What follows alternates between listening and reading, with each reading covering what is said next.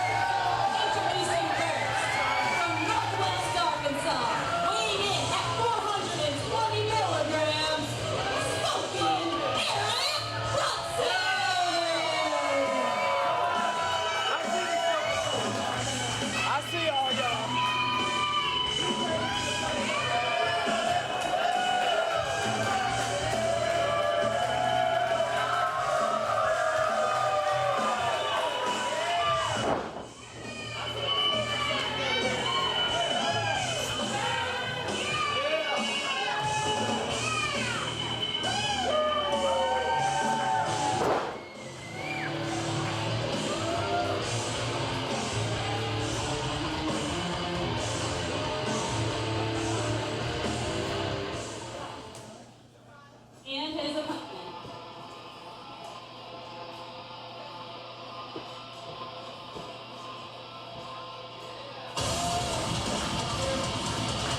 From the origin of sound, weighing in at 160 pounds, he's the loudest man in the game, Max Beckett! I see my keyboard staring at me now! Wake up, Arkansas! Loudest guy in the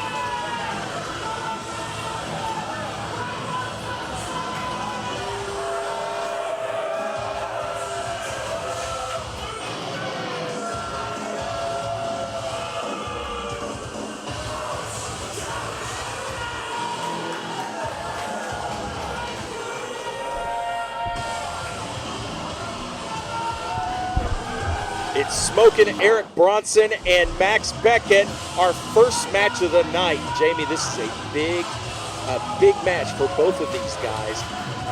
You've got Smokin' Eric Bronson, who is re-debuting here in Diamond State Wrestling after double bicep surgery that he suffered early last year. He's been out for over a year. He's coming back tonight, and he's facing off against Max Beckett. Yes, Max Beckett also making his Diamond State debut. The crowd is backing the hometown kid, Eric Bronson, and this one's going to be awesome. They're going to shake hands and with referee Candace Hardy start out Diamond State. Yeah, big match for both of these guys. Max Beckett, a newcomer to wrestling, trying to make his name in the business as they do the collar elbow tie-up and a side headlock by Bronson. He swung into the ropes and gives a shoulder tackle down to Beckett, and Beckett kicks out before the ref could even get down to one. Max Beckett, like I said, newcomer, trying to make his name here in Diamond State Wrestling, but Smokin' Eric Bronson is a veteran of wrestling. He's been out, and he's trying to get that big win and get back up that match card. And that's the thing, people think Eric Bronson's a new name around here because they haven't seen him in a while. But he is no slouch, no joke. He's been around the block a few times. A couple pinning attempts by each of the wrestlers.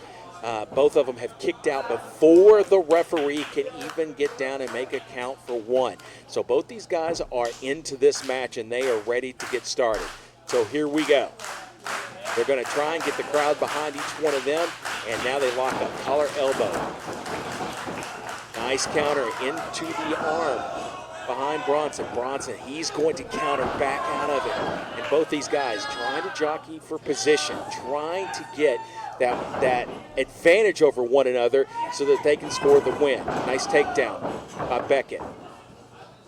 And Beckett goes into that front chancery. Here he goes. Now, Bronson gets out of it, tries to swing into the ropes. There's the counter by Beckett. Beckett slams Bronson down. Bronson stunned by the move, and Beckett goes for the kick right into the head. Ouch, that's going to hurt. And Beckett looking for another one. He lets Bronson up and then brings him right back down with the flapjack. Here goes. 1, 2, a 2 count that time, and you can see that Bronson is stunned. And that's probably some of the ring rust showing there. You know, Beckett's pretty fresh, but, you know, this is Bronson's first match in a while, so. So Beckett gets Bronson in the corner swing, reversal by Bronson. Bronson shoulders into the midsection of Beckett. Comes out, gonna show a little smoking sign, and another shoulder into the midsection of Beckett. He hooks him, looking for the suplex, and gets it, and rolls right into the pinning combination. 1, 2, and nearly a 3 count on that pinning combination. And Bronson slaps the mat, a little frustrated, but here he comes again. He gets Beckett back into the corner. I will say the thing about both of these guys, they're not going to let up on their opponent even after velvet pin taps. Really calculated. So there's the big boot up in the corner for Beckett. Now Bronson trying for another shoulder tackle, goes to the well too often. He's sidestepped by Beckett. Beckett with the side suplex goes right for the cover again. There's the ref's count. Just a 2 count on that one. Beckett trying to soften him up, trying to get him ready, trying to get that 3 count any way he can. So Beckett gets Bronson back in the corner. There's the big forearm, now the clothesline in the corner, and he's gonna snap Mayor Bronson down, and here he goes, to the ropes. Big elbow drop to the forehead of Bronson, and there's another count, and the pin is not good. Didn't have the shoulders quite all the way down there with his, he grabbed the leg, but didn't quite have all the weight on Bronson's shoulders, so Bronson able to kick out, and now we go into the armbar. Look, great shot. Look at Bronson's face. That's gonna test one of those biceps on that left arm. That's been surgically repaired. They've both been surgically repaired. And now Bronson gets out of it. Right hand misses. Beckett to the midsection, going for another suplex. Gets him up. Oh, board buster in the middle of the ring. He goes for another pin. There's the count.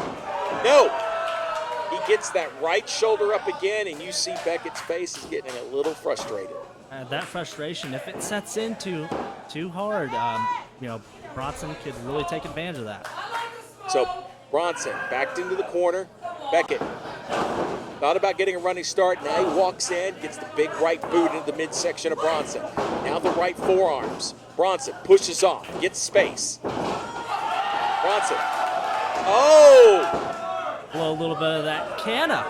Oh, wow. Look at Bronson looking for some approval.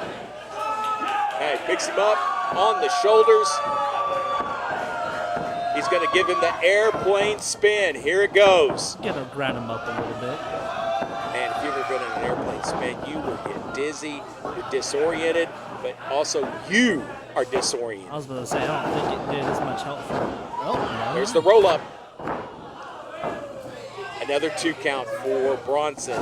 Beckett able to get out of it. I don't know who helped that airplane spin, who did worse damage, but there is a raising DDT by Beckett onto Bronson. He goes for the cover. Bronson gets a 2 count. Just a 2. Both these guys showing signs of resiliency. No quit on either of these guys. Beckett back up to his feet. He's got space between him and Bronson. He's setting it up. He's looking for the running start.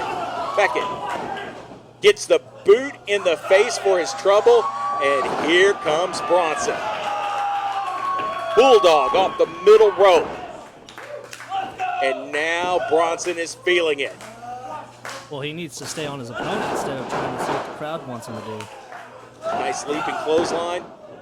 Back elbow. Bronson gets the running start. Gets him with a sling blade, hangs on, and then hits him in the forehead with a bunch of right hands. And now Bronson trying to get the crowd into it, because here he comes. He's going to put him up. Suplex. Nope. He puts him down with the reverse DDT. He gets the 2. And just a 2 count. Thought he had it right there. I thought he was going to have it right there also. So Bronson What's he got to do? He's got to figure something out. He's got to find that one move that can put Beckett away. And he's going for it again. Nope. Beckett reverses out of it. Rolls up Bronson. He's got the 2 count, but that's it.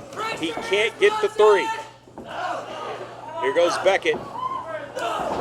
Elbows by Bronson. Bronson, knee to the midsection. Locks him up again. Well, I think he's got it here.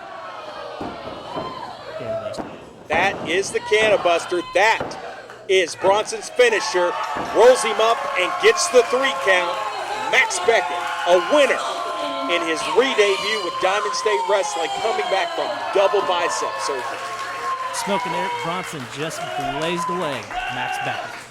And he gets his bait back from the ref, and he is a happy camper. Hometown crowd backing Bronson. He is smoking here tonight in his re-debut.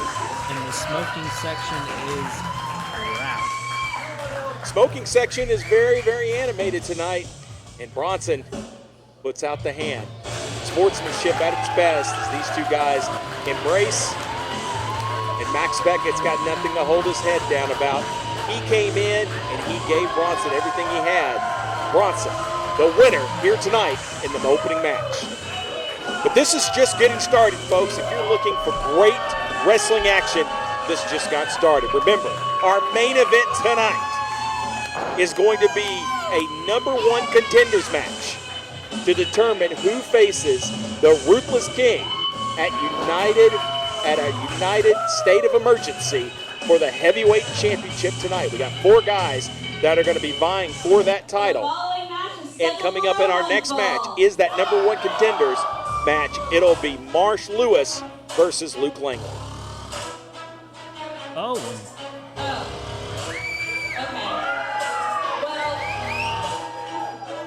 Speaking of the Ruthless King, he has just made his way into the ring area with the United. Oh, this is going to be good. The United, the most dominant faction of all sports and wrestling. And just see what my Ruthless King has to say here. It is a celebration, per se. But let's see what the King has to say. Yeah, he just took the mic from Anna Ray, and now let's see what the Ruthless King has to say. That was so horrible. So West McCann did. I can tell you where you belong. The thing with that old lady, come on.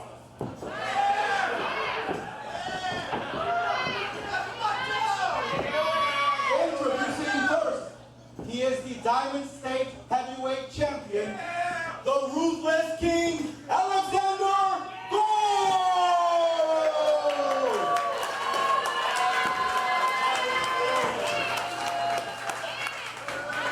Next up, he is the Imperial Division Champion, the classically violent William J. Blackwell!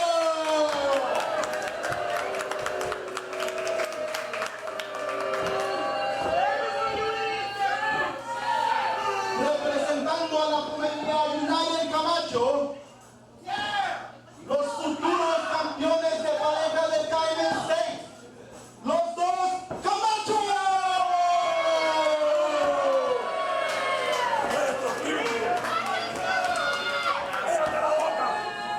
Y la futura campeona de mujeres de Diamond State, Emmy Kamacho!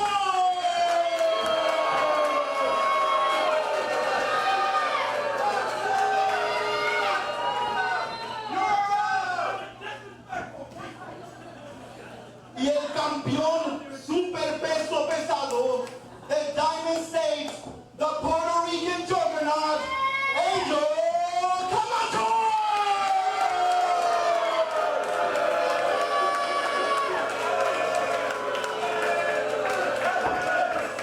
For you idiots that don't understand Spanish, let me translate. Don't worry about it. Too bad. So we made an announcement. Well, they plugged us with an announcement. So I have something to tell everybody. I mean, obviously tonight was off. I'm off. William J. Blackwell's gonna beat Pineapple Jackass's ass. So, and then this is United We Stand. So, how fitting that the United will stand tall at the end of the night with all the championships. When Dos Camachos and Emmy Kamacho beat up Vatos Canalocos and Lydia Vegas. Easy work. Your future tag team and women's But I also said I had a gift for everybody. So why don't you bring my gift out? Bring my gift out.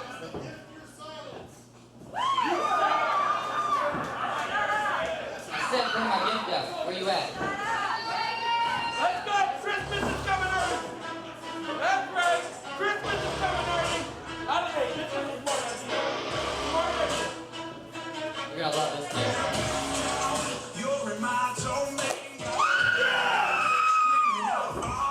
Is that the gift? And who is that jabroni? That is not a gift per se. Is that the I don't know fake who peanut that kid butter is. show? Oh, that's right! That guy that thought he was a wrestler ripped up the contract and I punched him! What is he doing here? Hey, give him a mic. Wait a minute. What do you Hey, thank you, sir. You're right. You beat me down. You ripped up the contract. You shoved it down my throat. But what your blockhead didn't know was everybody also saw that. Therefore, that contract is legally binding. Meaning, Grayson Beckett is an official member of the Diamond State Wrestling roster. Okay. Congratulations, but as far as I understood, you probably need to go get some training. That I did. I went and got some training. Whoa, you got training. Was it at the Diamond State Wrestling Academy? And if it wasn't, not. then you didn't get the right training. Wherever you got trained, I promise was trash. I don't know who trained you. Well, I had a relative, and little does everybody know, they're also a wrestler. They are the ones that trained me. And one of the most important parts of the training they gave me is to be ready for any and everything. So you think being ready for anything and everything is stupid enough to come in the ring by yourself And interrupt us. with the most dominant faction to ever step foot in wrestling? That sounds real smart. Look, man, all United is, you just let me get in here with every one of y'all. I'll switch a few letters around, things will come untied, y'all will fall apart, you'll descend, and then Grayson will just beat the crap out of every one of you.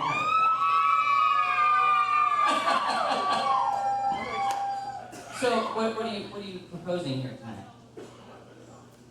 I'm proposing that as an official member of the Diamond State Wrestling roster, I am here for a match. As a matter of fact, I'm here for a fight. So you're wanting to fight one of us. I don't care if it's you may not want to fight you. Well, let's get one thing straight. I'm a gentleman, and I'll take both you fools. Okay.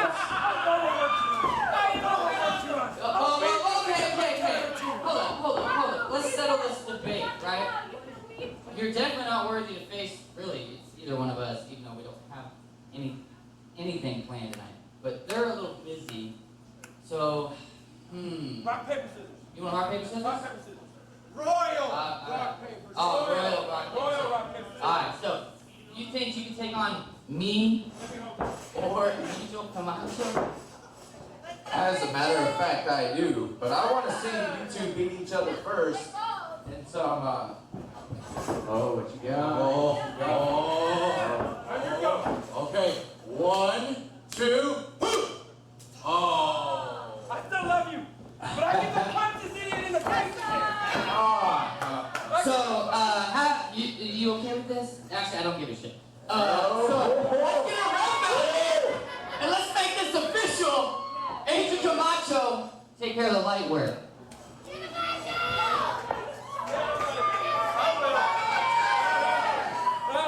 You were ready in the back, weren't you? Y'all had a little powwow. So just like that, it has been decided. While all this was going on, I had to go run and catch Wes McCann. And he told me that this kid right here is Grayson Beckett. This is the fan that Angel took care of back at the very first pay-per-view. And he is trying, Grayson Beckett is trying to get a contract here at Diamond State Wrestling, and he has challenged Angel Camacho to a match right here at United We Stand. And this match has been made, and Angel Camacho jumps Beckett in the corner and lays those big ham bones to the face of Beckett and then just throws him across the ring. This is not going to look good for Grayson Beckett, but it's going to look great for Angel Camacho. I got to give, I don't know what to say. Oh, big right hand, overhand chop by Kamacho. And Grayson Beckett may have more guts than brains. When you get in there and you challenge the big dogs of United, you're going up against Angel Camacho, the Diamond State Super Heavyweight Champion. He's putting the boots to Angel in the ring, but you got to get this big man off his feet. He gets the running start in the corner. Big stinger splash by Beckett. He goes into the corner again, and here comes Kamacho. No one home. Big elbow by Beckett, and he's got Kamacho on the ropes. Come on, Angel. Come on, Angel. Still got to get the big man off and get the big man off his feet. And he's still with the kicks by Beckett. Now the rights and lefts to the head. Kamacho still on his feet. Misses the clothesline. Misses the back elbow. And here comes Bronson again. He's trying to get a move. Big, nice flying forearm, but the big man is still on his feet. Come on, big boy. There you go. There you go, big boy. And Kamacho puts him down with one blow. And you've got the United on the outside of the ring. Oh, big man, no timeouts in pro wrestling. Let's regroup, boss. Let's regroup. Camacho understands, and he goes to work, putting all that weight on the back of the neck of Beckett against the ropes. And he is going to talk trash to the crowd. I wouldn't talk trash to Angel Camacho. No way. This is what you're doing. This is what you did. Beckett still got some fight left in him. Look at him chop to Angel, and Angel just absorbs it. He says, give me another there.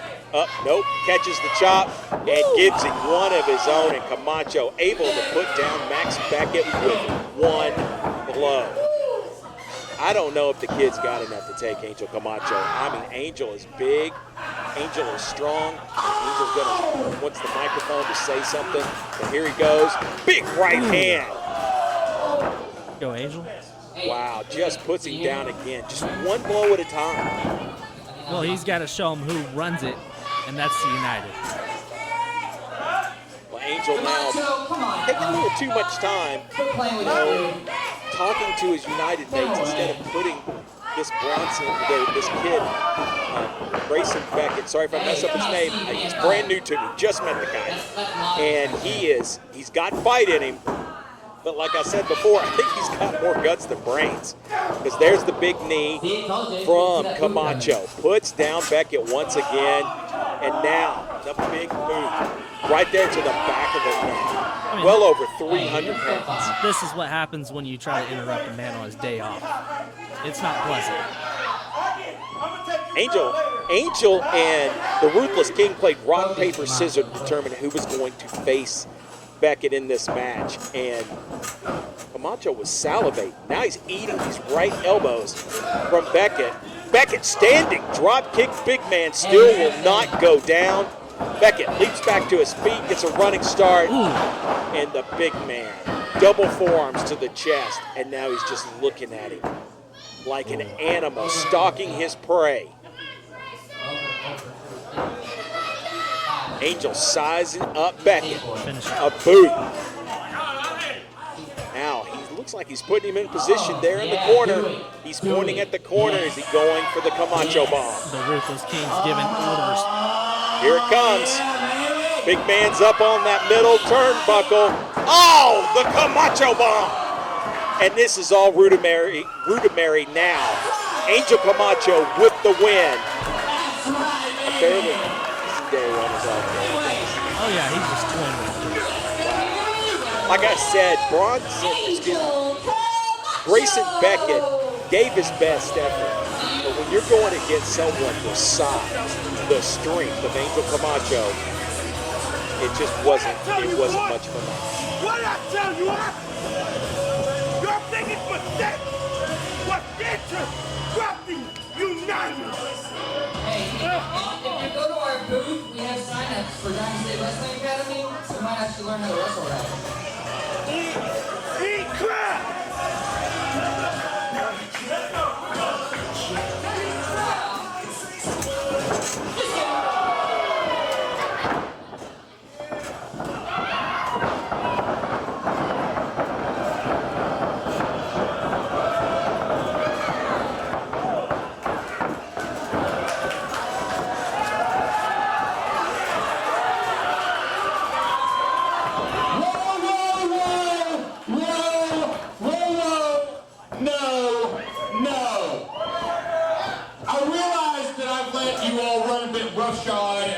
Couple shows, but that all ends tonight. You're a real cowboy. So you might all have that gold around your waist, but I still have the gold where it counts in the bank. Wes McCann still has the pencil here, and we are not going to keep doing things like this. I do not spend all this time dealing with wrestlers' egos, putting together a show, booking it, only to have the ruthless, egg-sucking dog, Xander Gold, intervene, and the rest of Los Lonely Jabronis come out here and derail the entire show. Lorentez X, my man, you have a match with him in a few weeks at Riot at the Shire. Can you just not wait to get your hands on him? Xander, can you not wait to face off against Lorentez X? If you guys want him tonight, let's see what the fans think. Do you want to see Xander Gold one-on-one with Lorentez X tonight? Fellas, that sounds like a yes to me, so that's exactly what's going to happen. Only, as I said, the days of you running roughshod are over. So if any of the rest of the United even step foot out here during the match, Xander, you are forfeiting the title. Lorentez will be the new champion. So hit the bricks and abide by the rules. Hey! It seems like you forgot who on my way going for your next. It seems you forgot who signs your checks. You better watch your mouth, and you better rethink what you just said. You better watch your step and make sure it's not anywhere near my ring later tonight, or your buddy, the Ruthless King Xander Gold, will no longer be the Diamond State Wrestling. Hit the bricks! Wow. General Manager Wes McCann just made a match for the Diamond State Heavyweight Championship. It'll be Lorentez X versus the Ruthless King, the Diamond State Heavyweight Champion, Alexander Gold, for the title here tonight. This is totally unfair, unexcusable by our general manager. The man is off tonight, and he's going to have to face 20 men. What's wrong with this? You've also got the mixed six-man tag match. Vatos, Canalocos, the Fashionista, putting all the belts on the line. The tag belts and the Women's Division Championship against the Kamachos, Emmy and Dos Kamachos. We've got so much coming up here tonight, folks. You don't want to miss it.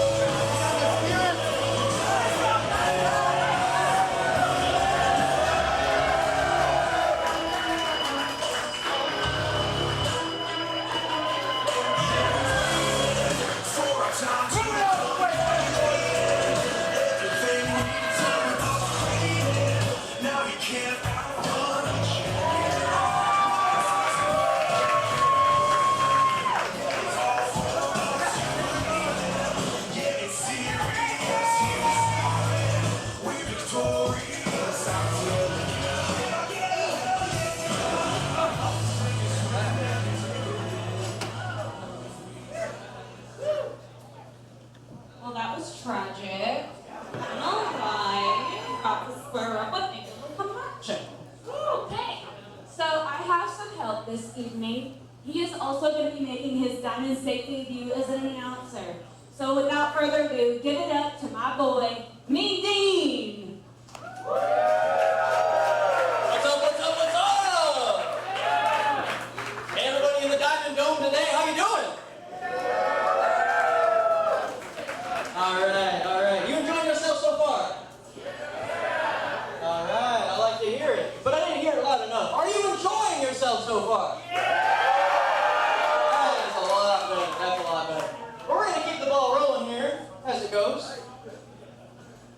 The following contest is a 30-minute time limit and is scheduled for one fall.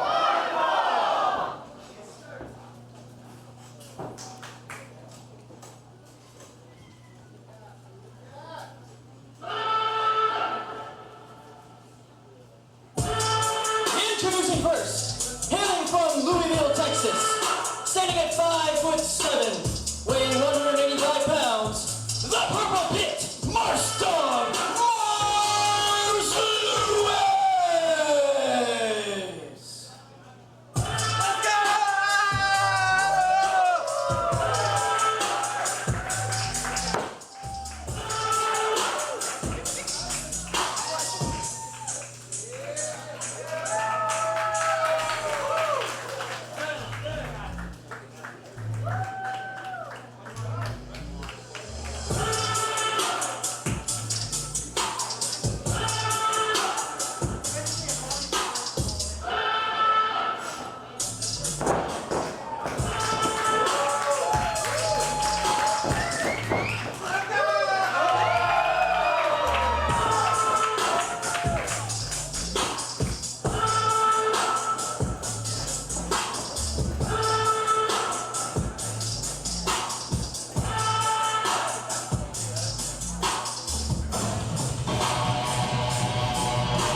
And his opponent, hailing from Manhattan, Kansas, standing at 6 foot, weighing 203 pounds, Black Diamond, Luke Langley!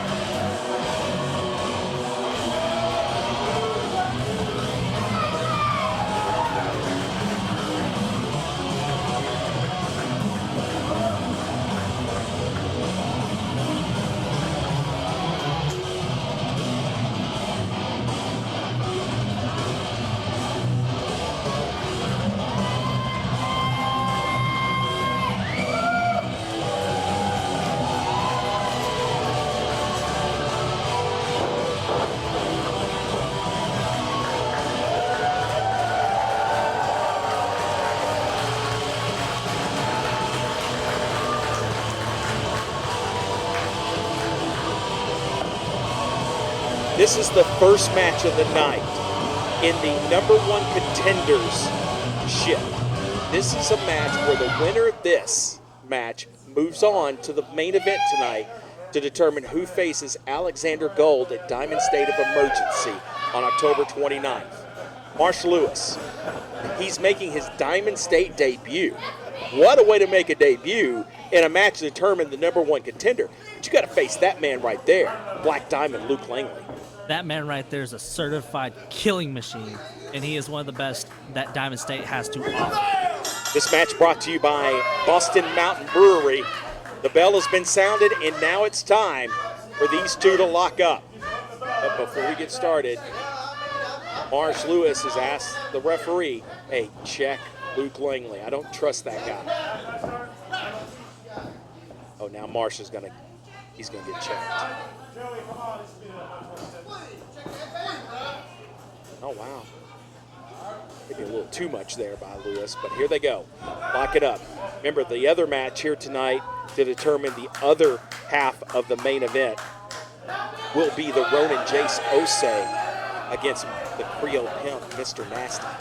That one's going to be exciting. Yeah, so these two right here, Marsh Lewis, Luke Langley, Black Diamond, are going to square off for one half of tonight's main event. Here at United We Stand. And the crowd's loving more Langley than Lewis tonight, by the sounds of it. Lewis trying. He's really pandering to the crowd here tonight. And like I say, he's making his debut, and he's in line. He's got a chance. He controls his old destiny. He can get a shot at the Diamond State Heavyweight Championship if he wins 2 matches here tonight. Here's the collar and elbow tie-up. Side headlock by Black Diamond. Langley's got that headlock in tight. Lewis is going to try and get out of it. There he goes. He goes to the back. Lock up. Langley going to grab an arm, and there he goes. Right into the armbar. Boom. And look how he bends at the wrist. Reverse. Lewis on his back, flips up, grabs an arm, and he reverses into an armbar of his own, and Langley goes right to the ropes.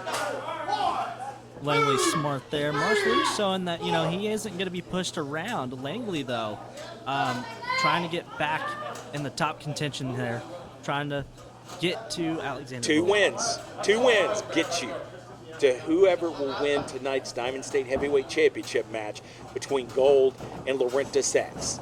It starts right here. Oh, they thought they were going for a collar elbow tie-up, but Langley goes down, gets a leg, takes him down, and now he's got the side lock. And then you see Lewis turn into Langley and gets that little chin lock on, and here goes the power of Langley trying to lift him up. And now Lewis transitions to the side headlock.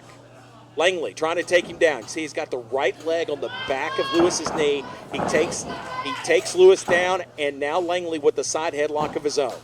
These two guys have been doing a great job of scouting each other out. It's just who's more persistent. Yep. Now Lewis with the side head scissor. Gotta say, I don't know much about Marsh Lewis, but he's pretty impressive so far. Here goes Langley with the counter. He's trying to distract Lewis, and now he's got the head out and back to the side headlock. That right there, the veteran move, getting yourself back in control of the match up there. Yeah, side headlock is no joke. People want to say it might be boring, but you want to talk about restricting the airway, wearing your opponent down, and Lewis knew it and got to the ropes for the break. Sometimes you just got to go to the basics. So both wrestlers back to their feet. Both wrestlers looking to get an advantage over the other. So far, neither's done it. Now Langley's going to talk a little trash to Lewis. And now he wants a test of strength.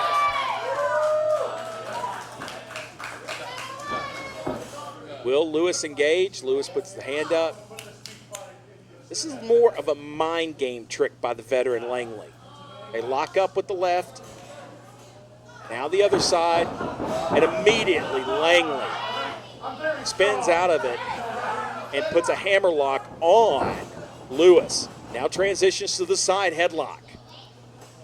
Langley squeezing the head, and now Lewis gets out right back to another armbar. Nice wrestling, counter wrestling by both competitors here tonight. Now, Langley does his spin, gets out, arm drag takedown into the armbar, and Langley right back in control. Now Lewis back on his feet. He's going to push Langley back in the corner, trying to get an advantage. Lewis, big right hand, several. Right to Langley. Langley's rocked, and here comes Lewis. Lewis straightens Langley back up and gives him a big knife-edge chop, and you could hear the crowd react. They don't know how to react. Langley doesn't know how to react. He hasn't seen much of Marsh Lewis. Nice head scissor takedown. And he's feeling himself. He needs to stay on top of Langley. Langley's no joke. Lewis locking up with Langley again, backs him up. And there's another knife-edge chop. Lewis. Irish whip into the ropes, looking for the backdrop. Cartwheel by Langley. Langley goes up for the atomic drop. Now goes down, head into the knee, and Langley back in control, just like that. Right when you thought you had the match in your hands, the pro that Luke Langley is, he's gonna show you, no, not today. Langley brings Lewis back up to his feet. Looks like setting up for a suplex, but Langley drops down to Lewis drops down to one knee. Langley tries to go for the boot. Lewis stands up, tries for the kick, gets thrown down, and now he kicks Langley in the face. Backs him up, gets a little distance, but both these wrestlers are rocked. You can see they're moving pretty slow, and then Lewis just jumps up and clotheslines Langley over the top rope into the crowd, and Langley is rocked. Langley's in an unfamiliar territory right now. He's in a not in a good spot. Lewis. Oh no. He's going. Oh my God. What a move. Not a lot of room in the Diamond Dome for high-flying moves, and Marsh Lewis timed that perfectly and took down Luke Langley. Just that's the type of risk you got to take if you got to, get up to the heavyweight championship level. And Marsh Lewis is showing that he's willing to take those risks. Yeah, this match determines one half of the main event here at United We Stand. The main event is to crown the #1 contender for the Diamond State Heavyweight Championship. Lewis throws Langley back in the ring. Lewis is feeling it. He goes with a running leg drop back to the ropes. Another running leg drop. That's two. Lewis asking the crowd, do you want a third? And he says yes. And there is a big jumping, running leg drop. He goes for the cover. He does not hook the leg, and he does not get the 3 count. You got to do much better than that if you're going to get to Langley. So a rear chin lock applied to Langley, trying to continue to wear down, adding insult to injury by Lewis rubbing that armband over the forehead. Those things, they look soft, they're not. Those things have wrinkles and creases in them that will cause you pain, will hurt, and if you break those across the eyes, could cause damage. Now Langley trying to get out of it. There's the jawbreaker. Lewis right back with a foot to the midsection and a snap suplex to Langley. I got to give it to the guy. For someone who's fairly new into this, taking it to one of the top wrestlers in the game, the guy who's won championships at the highest of levels. This is impressive. 2 snap suplexes, but Lewis is not capitalizing. He keeps looking at the crowd, keeps pointing at the crowd. He's not capitalizing, staying on top of Luke Langley. Will that be his downfall? Yes, standing moonsault. No good. And Langley moves out of the way. Langley, first one back to his feet. Sizing up Lewis. Drops him onto the knee. What a nice move, and that will knock you unconscious. That was nasty. And Langley really needed that just to buy time to regroup. You could tell both men, this match is taking their toll on both men. Knife edge chop. He almost got the ref with his backswing. He brings Lewis back to his feet. Lewis swung into the corner. No, he reverses. Pump handle. He puts it into a pump handle slam onto the back, onto Lewis's knee. Lewis does not go for the pin. Instead, goes to the corner. Another running, standing moonsault. He doesn't go for the pin immediately. There's the count, and he gets a 2.5. He waited too long. So close to a 3 count. Could have covered a little bit sooner, made the difference. I think he could have. Just a matter of seconds. Literally all it takes. So Lewis regrouping, trying to think, what do I have to do to put Langley away? The thing, He's thrown almost everything he has. He's measuring Langley up. Bull Nelson. Nope. Langley steps down. Rolls. Lewis into the corner after Langley throws Langley's feet up off the rope. And then Langley bounces off the top rope and is able to slingshot his feet into the head of Lewis. And then there's the big forearm smash. Another forearm. Langley picking up momentum. Side thrust kick into the midsection. A kick to the head and an enziguri. And here comes Langley. Langley getting himself pumped up. He wants Lewis to get back to his feet. I've never been a fan of moves that allow your opponent to get back to their feet. But if you can hit it, it can be monumental. Langley measuring him, waiting for Lewis, and here he goes. Lewis in the corner. Langley went for the elbow, missed it. Here comes Lewis. Langley, feet around Lewis. Lewis able to slip out, go back to the corner. And Langley moves, side swipes Lewis again, throws Lewis down. Oh, and his head went to the back of the turnbuckle. Oh, and a missile drop kick into the corner, and Langley's feeling it. This right here could be the tide turning here for Langley. Look at Marsh Lewis in the corner. He is down. And he is rocked. Diamond State faithful, I think, is wanting him to do some more damage here. Oh, my. Pops him up and throws him down. Langley going for that arm. Lewis able to put Langley down on that exchange. And Lewis back to his feet. Langley back to his feet. Lewis kicks to the knees. Thrust kick to the midsection. Kick to the head. Man, both these guys are spent. They've given everything they've got, and they've still got a little bit more. Belly to back suplex in the middle of the ring. Langley trying to get another, that third, that fourth breath. Trying to put it together, and there's the symbol. Langley's had enough. He wants to put it away right here. Hooks the arm. Puts him up. No. Lewis comes back down. Puts him up again. Lewis brings down. Lewis will not go down. Langley looking for that brainbuster finisher that he likes to use. So he goes back to the corner, chops Lewis down. There's the whip into the far corner. Lewis got his legs around Langley.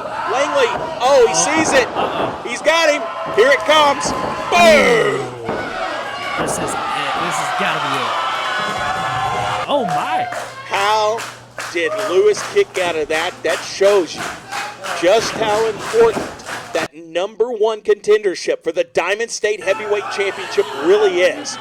Lewis able to kick out of that maneuver by Luke Langley, and Langley's getting frustrated. He's looking at the crowd. He's looking at the ref. What do I got to do to put this man away? Who wants it more?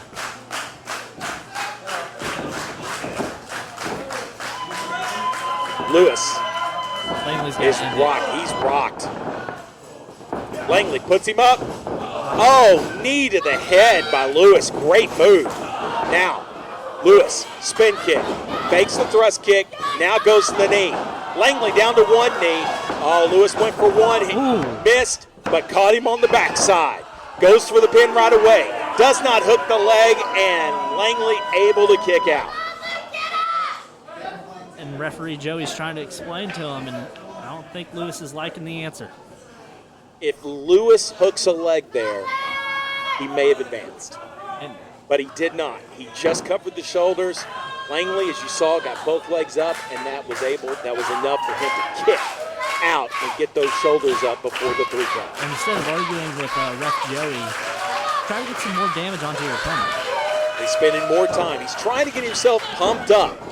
Both these wrestlers are totally spent. They've given it their all, and how they're going to do a second match tonight, I don't know. There's the roll-up by Langley. Langley gets a 2 count. Not enough. Langley. Right hand. Right hand by Lewis. Another right hand by Lewis. Now, Langley sizing him up. Langley's tired. They're both spent. You could just tell. There's the side kick by Lewis. Langley. Sizes it. Boom. Forearm. These guys are just letting it all hang out right here. Chop, and Langley just ate it. He says, here, have one of mine. Seen the sweat off of that one. Yeah, Lewis ate that one. And both these guys, oh! That's personal. Palm strikes. Here come the palm strikes. Now, they're exchanging elbows in the middle of the ring. Hockey fight. This is just now broken down into a brawl. And they're both going at it. Ooh, back elbow by Langley. Ooh. Big side kick. Ooh. Reverse fist behind Langley, and these two guys are just hitting each other with everything but the kitchen sink. Langley puts him up out the back door by Lewis. Lewis forearm, and it is the full Nelson slam by Lewis on the Langley, but Lewis is so spent he can't make the cover. Now he goes for the cover, gets the two once again, does not hook the leg. You gotta hook the leg to take away the legs from kicking out. Gotta have the leverage. Yep. Lewis. Backs in the corner, he's measuring up. Langley once again, now he's going to the high rent district, going to that middle turnbuckle. He misses, rolls over. Langley ducks, half Nelson, into the brain buster, and he hit it. And Langley goes right for the cover, hooks the leg, and there's the 1, 2, 3. Luke Langley gets the win and advances to tonight's main event for the #1 contenders for the Diamond State Heavyweight Championship. These two guys, they gave it their all, and just wow. Black Diamond, Luke Langley advances in the #1 contendership match brought to you by Boston Mountain Brewery. The Brainbuster gets it done. Luke Langley gets his hand raised, and he is now 1 win away from challenging the winner of tonight's Diamond State Heavyweight Championship between Laurentis X and Alexander Gold. If he can win one more match, he advances to Diamond State of Emergency on October 29th to face the Diamond State Heavyweight Champion. Marsh Lewis, man, he left it all in the ring here tonight. Can't hang your head. And Black Diamond showing a little respect. They both showed out tonight. Round glove in every single bit. And there's the show of respect by Luke Langley. Marsh Lewis.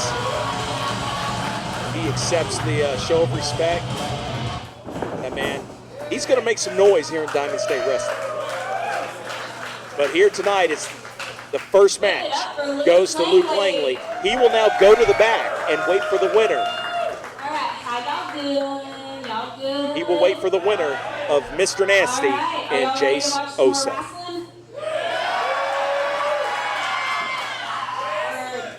All right. Well, this next one is a winners take all match. It is a 6-man intergender tag, and it is for the Diamond State Tag Team Championships and the Diamond State Women's Championship. And this match is officiated by our very own Candace Harding. Introducing first.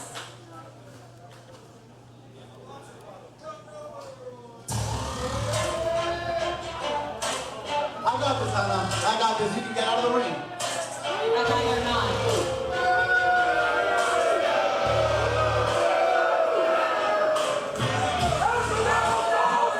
Introducing first. Kamacho and Emi Kamacho, united Emilia Kamacho!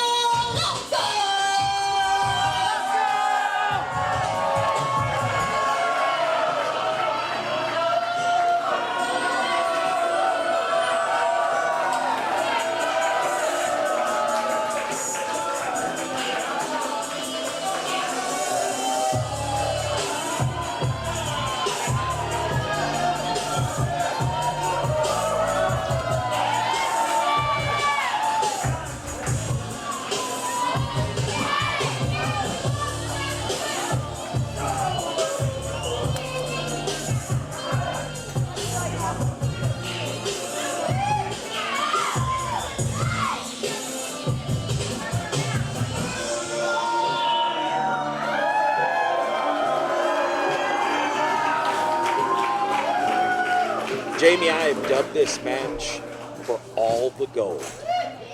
The United, one of the best factions in all of independent wrestling. You've got three of their best. You've got Dos Camachos and Emi Camacho challenging Vatos Locos and the Fashionista. All the belts are on the line. The winning team will get not only the Diamond State Tag Team Championships, but also the Women's Championship. This match is literally for all the gold. And if the Camachos are able to win this match, Jamie, the United control all the gold. And they're going to fulfill the prophecy here today. You got the most elite tag team in the South, Dos Camachos. You got the Queen of Diamonds, Emi Camacho. It's going to happen tonight, and the United will stand tall at the end of the night. Well, it's for all the gold, as you see. The official holding up the gold. The Women's Championship, the Diamond State Tag Team Championships. They're all on the line. If the tag champs get pinned, that means the Fashionista loses her belt. If the Fashionista gets pinned here tonight, that means Dos Camachos become the tag champions as well as Emi becoming the women's champion. This match has so much importance here in Diamond State Wrestling. All 6 people are in the ring. I think this is too much for one official. I don't know how one official can handle and keep order in this match. Let's get Katie out here. This is going to be all-out pandemonium, I can tell you that. So we're trying to get order restored here in the ring. It's still traditional 6-man tag rules. You can only have one person in the ring at a time.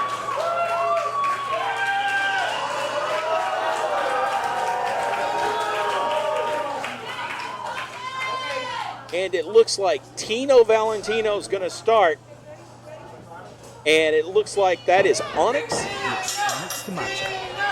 Onyx and Tino are going to get things started here in this very important 6-person tag match.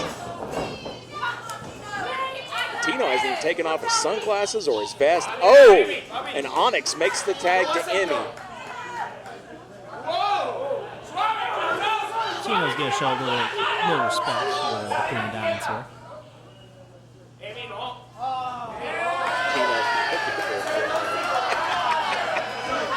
Oh, Emi, such lack of respect. And it's still got to be the men versus the men and the women versus the women. So Tino's got to exit the ring, and he's got to bring in the Fashionista. Oh, and Emi just throws the flower into the crowd. The Fashionista's not going to put up with that. Oh, Fashionista with the lack of respect. And these two ladies are no stranger to each other. No, they both were in the finals. The Battle Royal to crown the Diamond State Women's Champion, the first one ever. And here they are locking horns in this 6-person tag, and a return lack of respect by Emi Camacho. These two ladies also faced off during the Queen of Diamonds tournament with Emi Camacho going on top of that one. Yeah, Emi Camacho and the Fashionista Olivia Vegas know each other very well. They have roamed all over the South. And they're here once again for the Diamond State Heavyweight Women's Championship. And now the Fashionista playing the mind games right back with her. This is nothing new to these two ladies. They know each other very, very well. A little all too well. And Emi's going to take no credit for anybody. And both women jockeying for position. Reversed by Olivier. Olivier with the backslide and gets a 2 count. Emi gets out of it. Emi with the roll up.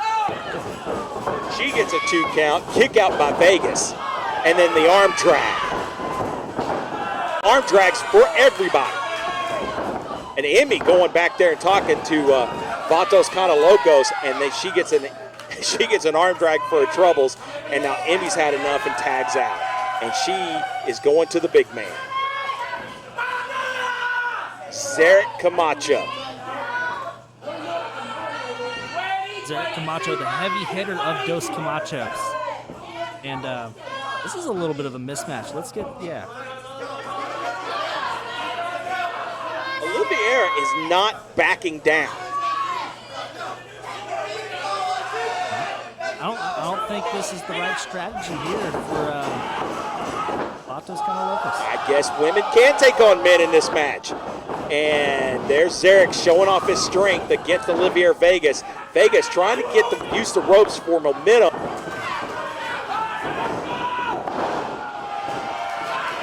Eli Perez is tagged in, and he's going to go to work. Oh, come on. What are you doing, Candace? You got to get him out of that corner. And another tag to Tino Valentino, and he goes up to the second rope. And now he's bringing Come on, enforce that, Candace. There's a 5 count. You got to enforce that. Valentino bringing down the right hands on the middle turn rope. And it's just letting him go. There's the tag to Eli Perez. Favoritism, man. And there's the snap to the neck. And Eli goes for the pin, hooks the leg, and gets a 2 count. Come on, Onyx. Quick tags by Vatos Canalocos. Tino Valentino back in the ring. Oh, you thought Zarek was going to make a tag, but no. And Zarek's coming to the ring. He ducked Eli, or Eli ducked him. Tino Valentino ducked the big foot, and there was Eli for the save. Come on, Zarek, you got to get up. Tino goes back to work on Zarek.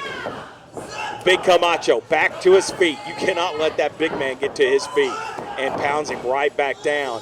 And now Tino's going to pander the crowd a little bit. That's disrespect. Good. There you go, Emmy. Go, Emmy with a good save. Emmy with the interference, and here comes Emmy Kamacho. And she wants a piece of Tino. Double teamwork. Into the DDT. Let's go. That's how you do it. Emmy goes for the pin and gets a 2. And she just showed Olivia Vegas how to do some intergender matchup there. Yep, and Zarek is back in, and he's taking on both Vatos Canalocos. Into the suplex. Yeah. Zarek goes for the cover, gets a 1 count on Eli. Eli looking to get back. Tags back in. Tino Valentino. Onyx back in for the Camachos. And the big right hands by Tino is met by the big knee into the midsection and then a handful of hair to the canvas. Show him who's boss. Say, Camachos ain't no joke.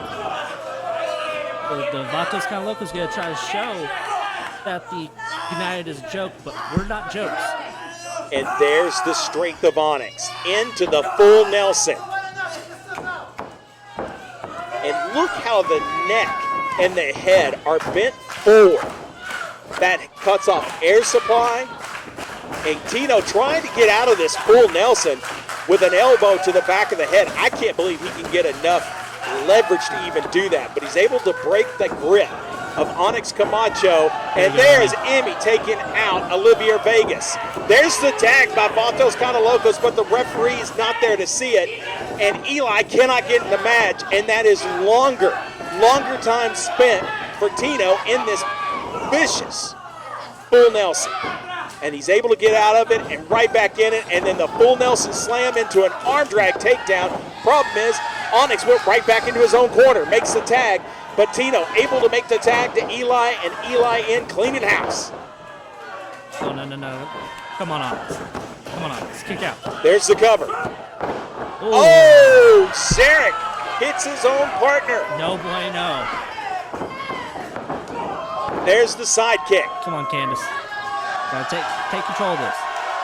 Eli in the corner, sizing up Onyx, and Onyx picks him up and drops him into the turnbuckle and hits him with a big right hand. Overhand chop. Now she wants to enforce the rules. Head first into the top turnbuckle. Now Zarek back in. The big man. Double team move. Or double team. Look at the double team combination by Dos Camachos. And this is what these guys are all about. Teamwork, strength, and power. And Zarek back on the attack. He's got Eli with the rear chin lock and has got him down. And when you got a big man like Zarek putting that much pressure, it is hard to breathe. But Eli gets back to his feet, powers out, and then a big lariat-style clothesline by Zarek Camacho. Goes for the cover. And Zarek makes the tag to Emmy. Come on, let's embarrass him, Emmy. Another double team move combination, and Zarek just throws Emmy right on top of Eli. A 2 count. And I love the tag, the quick tags by both teams when they get the opportunity. Classic tag team wrestling, even in a 6-person tag, as the reverse neck breaker by Onyx. Onyx goes for the cover, gets another 2 count, and then immediately goes back on the attack of Eli. Zarek pushes Eli back into the Camacho corner. And it's the big man again, Onyx. Zarek back in, puts the big boots to Eli, and then puts that big size 14 right into the throat of Eli Perez. And then as Zarek backs away, the other 2 Camachos go to work on Eli. Classic tag team strategy. See, this is the difference between winners and losers. Even Irvin had to get a little something in there. Yeah, don't count out Irvin Camacho. The Ruthless King is liking what he is seeing today. Once again, this match for the Tag and Women's Division Championship. There's the tag to Onyx. There you go. Onyx, elbow to the back of Eli's head, and now he puts him in a side headlock and starts taunting Olivier Vegas and Tino Valentino. They can't do anything. Shoulders are down, 2 count. And once again, Onyx continues to taunt the other 2 members of the fashionable Vatos. Now, Eli dragged back to the Camacho corner, and Zarek makes the tag, comes in and puts that big size 14 boot in the chest of Tino Valentino. Now the tag to Onyx. Eli Perez is taking a lot of punishment, and that's what these guys do. They punish their opponents. And this is where Dos Camachos are at their most dangerous. The double team moves. Eli, though, able to get out of it. Double clothesline, he reaches to the corner, makes the tag to the Fashionista. There's the clothesline to Emmy Camacho. Another clothesline. She's back to her feet in an insecurity to Camacho, and here comes Vegas. Oh, and that's not looking good for the Camachos. Come on, Emmy. Come on, Emmy. Those Camachos get back in the ring, and they are taken out by both Vatos Cana Locos, and it is broken down here tonight at United We Stand. The fashionable Vatos in control. Come on. And the back attack to all 3 Camachos. There are triple covers in the middle of the ring. That ain't legal. That ain't legal. Candace, what are you doing? All 3 Camachos kick out at 2. She's got to take control of this matchup. The tag titles and the women's division title nearly stayed with the fashionable Vatos. Ooh. But Emmy with the code breaker knees to Olivier Vegas. Come on. Get back in the corner. And what is Eli? Eli hesitated. Emmy slapped him. And then here comes Dos Camachos. He's up on the shoulders. Oh, Emmy goes down. But Dos Camacho's still looking for the move. There's no control of this matchup. Yeah, Eli gets the DDT onto Zarek, and he goes after Onyx. Onyx! What a move! A flatliner type slam to Eli Perez. He makes the tag to Tino. Tino gets in there. Falcon Arrow slam. He gets the pin.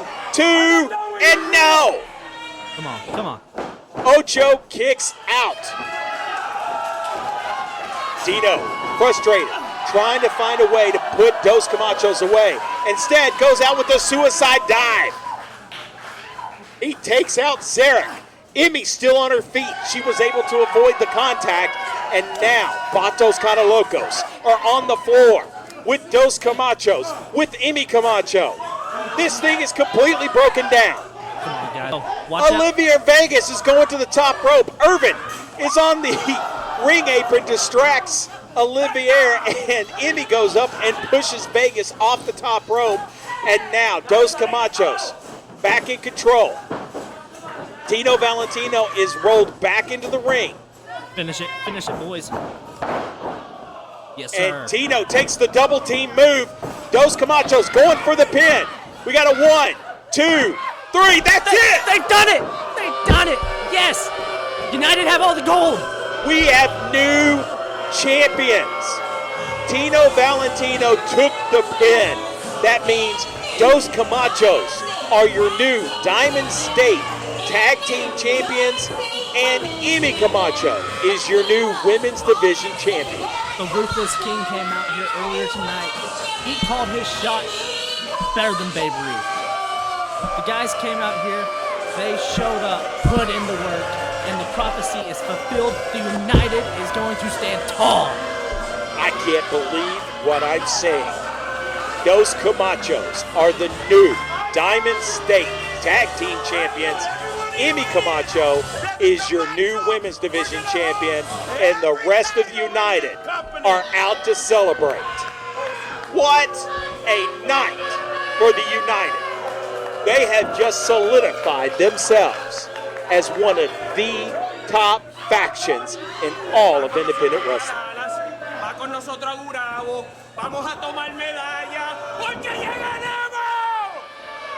Wow.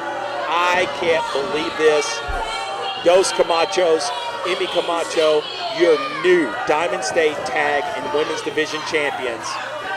And now, the United control every single championship in Diamond State Wrestling, at least until the Diamond King wrestles Laurentis X later tonight. Well, all I gotta say for all of you guys is that y'all better get used to this picture because it's not changing anytime soon.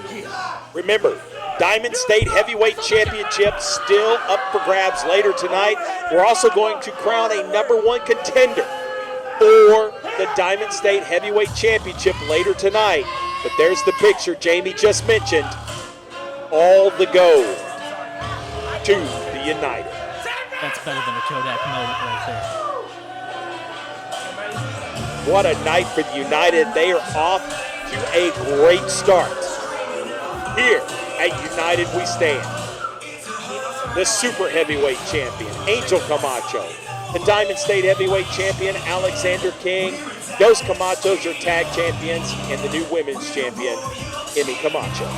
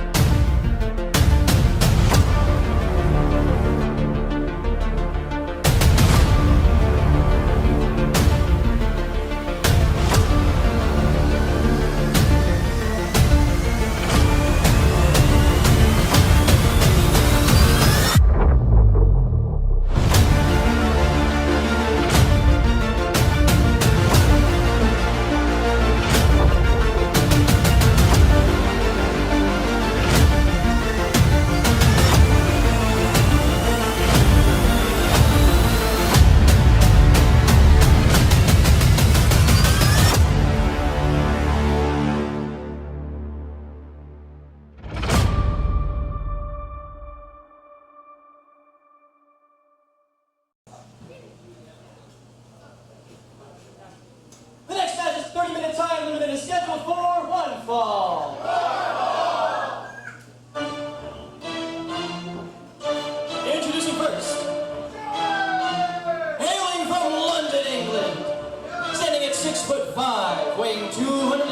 265 pounds, the Ronin, Chase Osei!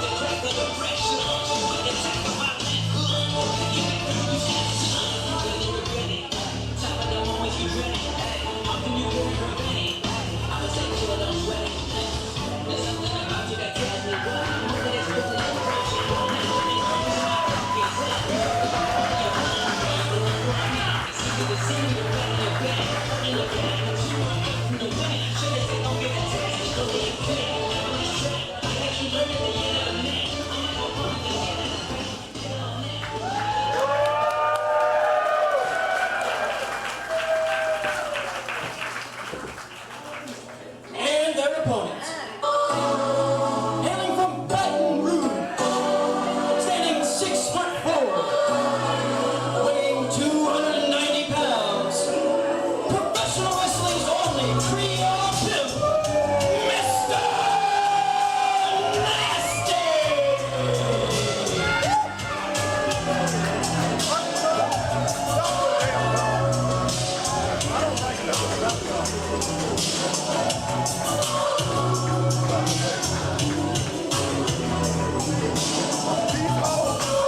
I'm confused. They think I like it. I don't like that one.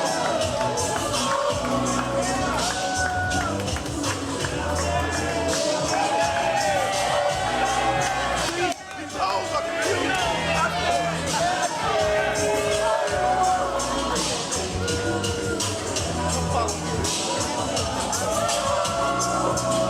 I'm about to pimp all these hoes.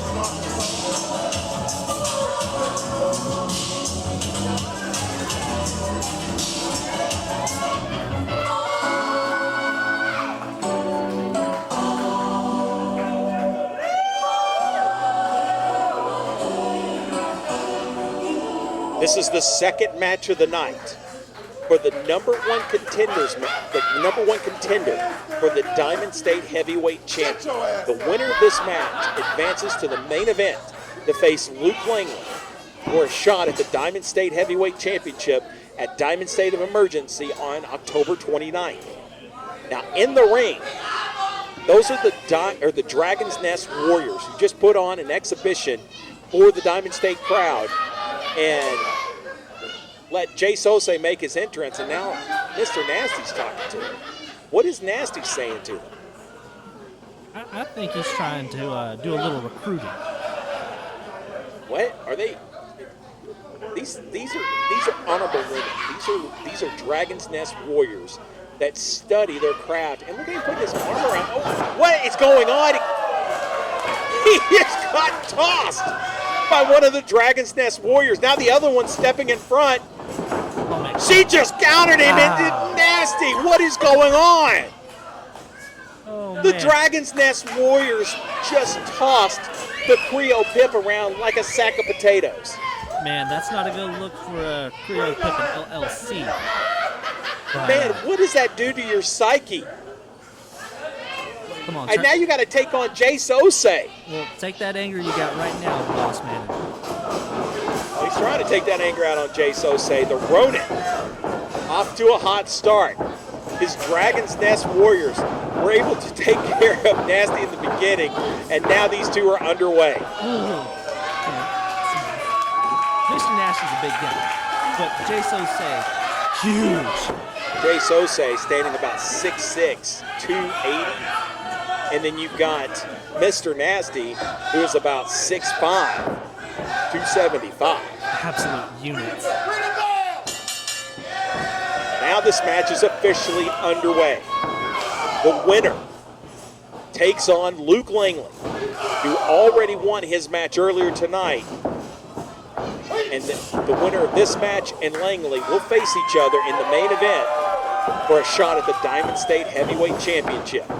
Osei off to a good start, going for an early cover, gets a 2 count, and Mr. Nasty already calling for a timeout. And this, if anybody needs to regroup, it's Mr. Nasty. Yeah. Pippin ain't easy, but, you know, he's got to get himself back in this fight. Back elbows by the Ronin. He's taking his time. The Ronin is a very deliberate wrestler.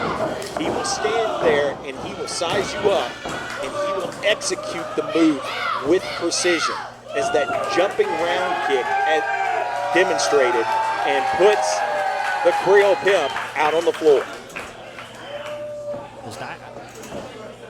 Something like I haven't seen anything like him. Creole Pimp on the floor. And now he took a shot, and Pimp will take shortcuts. And if you leave him an opening, he'll take advantage of it. And there he is with those big left hands to the back of the head of Osei. And now Mr. Nasty. The man is not called Mr. Nasty for nothing. And he is back on the attack.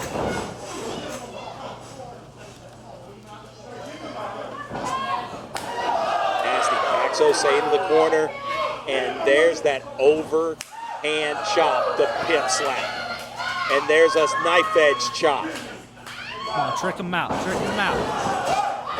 He's going for it again. Osei slips out the door, and then there's another round kick to the head of Nasty. And Osei has bought himself some time to regroup, to refresh. And now he goes back to the corner after Nasty, and Nasty with the thumb to the eye. Nasty, reverse neck breaker. Yes, sir. Let's get it. Gets the leg, covers him, gets a 2 count.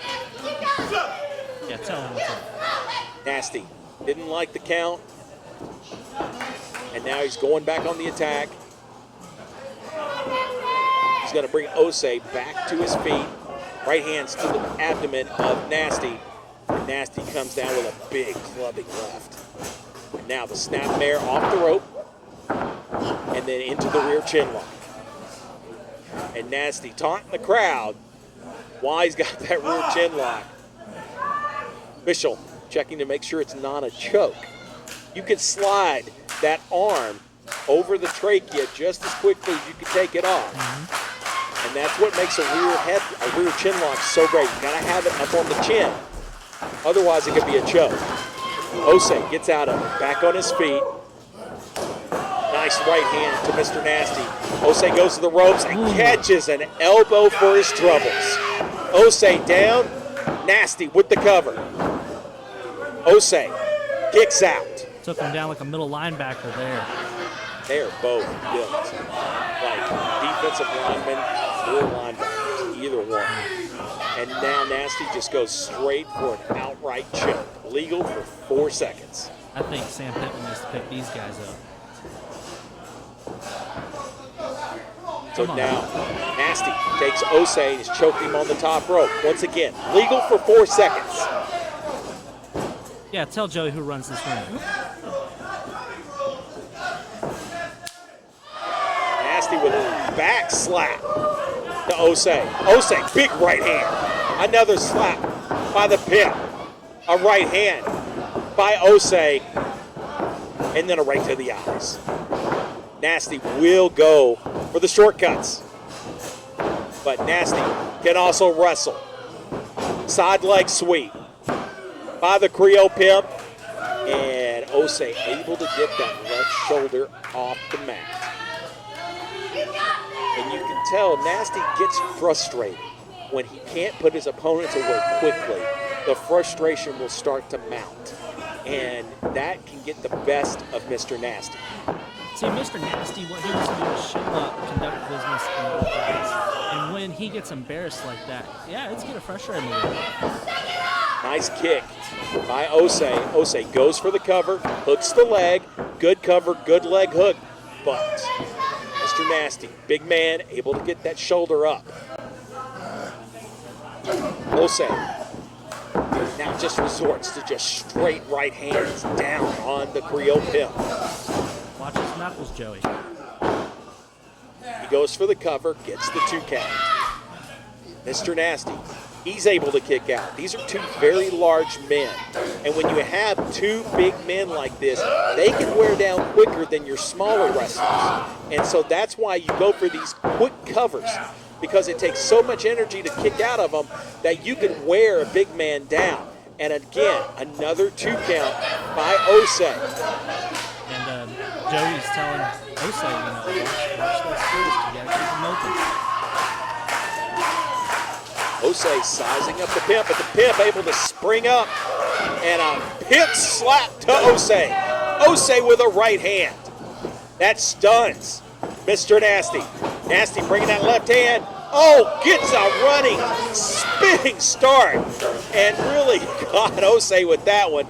Osei with a right hand. And here comes the slap again. Nasty was able to dodge the first kick, but did not dodge the second. And both wrestlers are down. Osei, in his debut, trying to get himself in #1 contendership. And I've heard a lot about this guy. I've seen this guy work, though. Osei hooks the leg, goes for the cover, and gets another 2 count. And a little glassy-eyed look to Nasty. I'm not sure Nasty knows where he's at right now. He's working off of instinct at the moment. Osei is getting frustrated. The Ronin trying to find a way to put away Mr. Nasty. Oh, Nasty goes to the midsection. Now he looks, and a Pimp slap again. Oh, he faked it. Goes to the DDT and plants Osei, but does not go for the cover right away. Now he goes for it. There's the 2, and he gets the right shoulder up. Come on, look to keep this guy down. And looks like a jewelry malfunction for Mr. Pimp, taking off one of those gold chains. Now he's going to take off the other one. That's why you don't wear jewelry to the ring.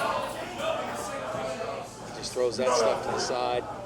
And now he's talking to the official. Whoa. What is? I think I know what this is. What did he just do? Oh my! That's the stank. Oh my God! That stank. He goes for the gold chain. That stank. Oh, the referee's sick. Oh, Nasty tried for the left hand of gold. He misses.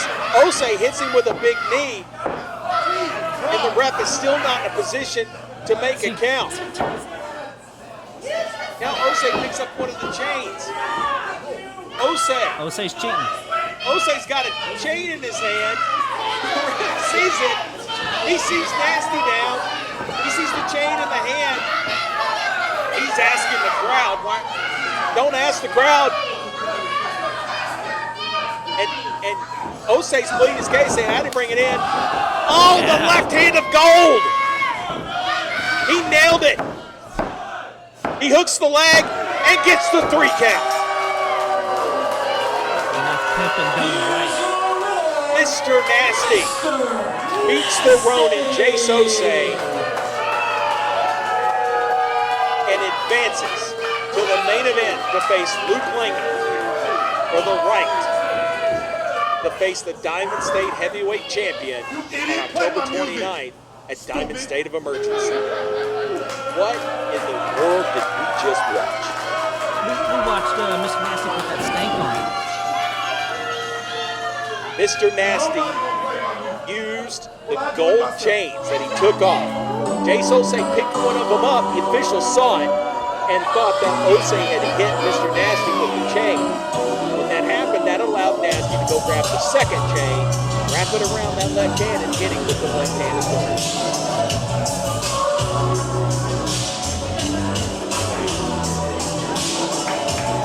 Again, like my counterpart said, Langley, Nasty tonight.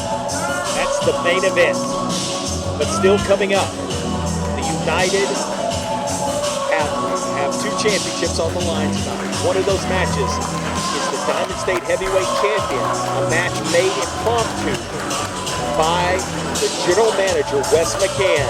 It will be Laurentis X once again challenging the Ruthless King for the championship here tonight.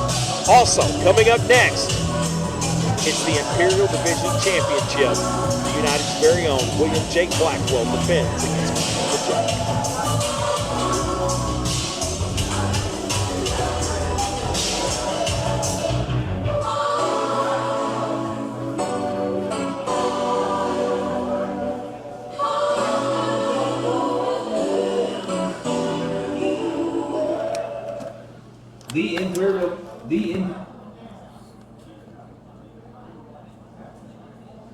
All right. As you kind of heard for a split second there, the next match is an Imperial division match. If you want to know the Imperial rules, I'll put you to the screen up here. We're going to play a nice little video for you. The Imperial Division will stand as one of the most unique contests within Diamond State Wrestling. Let's take a look at the rules. The keys to victory are pinfall, submission, and TKO. Each wrestler starts with 2 pinfall attempts. If a wrestler fails to reach the 3 count within their allotted pinfalls, they will no longer be able to win via pinfall. Each wrestler is allowed 3 rope breaks. Once used, all pinfalls and submissions are unable to be stopped via rope break. Standard rules apply for outside action as a 10-second countout stands firm. This match is a 30-minute time limit and is scheduled for 1 fall. And it is for the Diamond State Imperial Division Championship.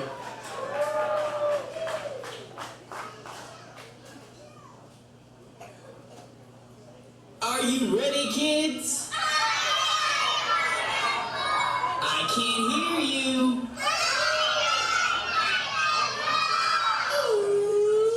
Introducing first, hailing from Fayetteville, Arkansas, standing at 5'10", weighing 205 pounds, the Juicy Boy, Pineapple Jack.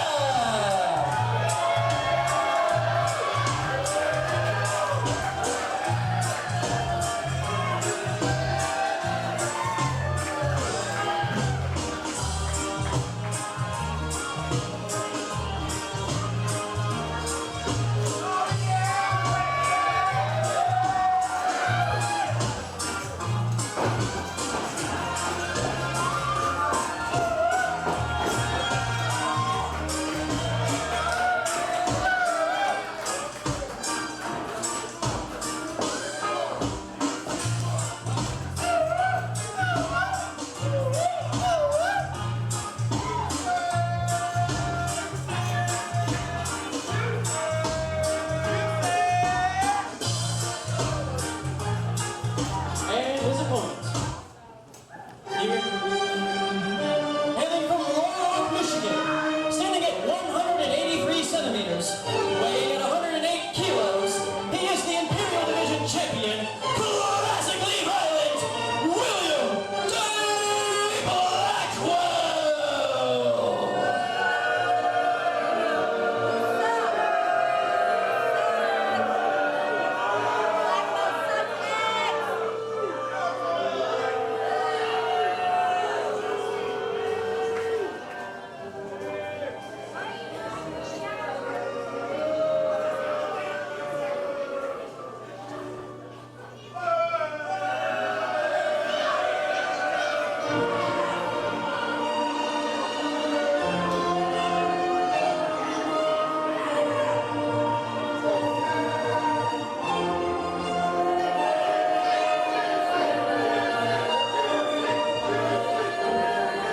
Wrestlers, wrestler.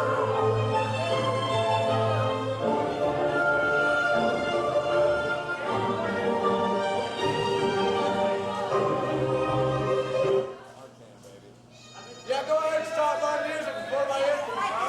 And there he is, your Diamond State Imperial Division champion, the classically violent William J. Blackwell, taking on his challenger, Pineapple Jack. Remember, you heard it before, the Imperial Division Championship rules are different. You're only allowed 2 pinfalls.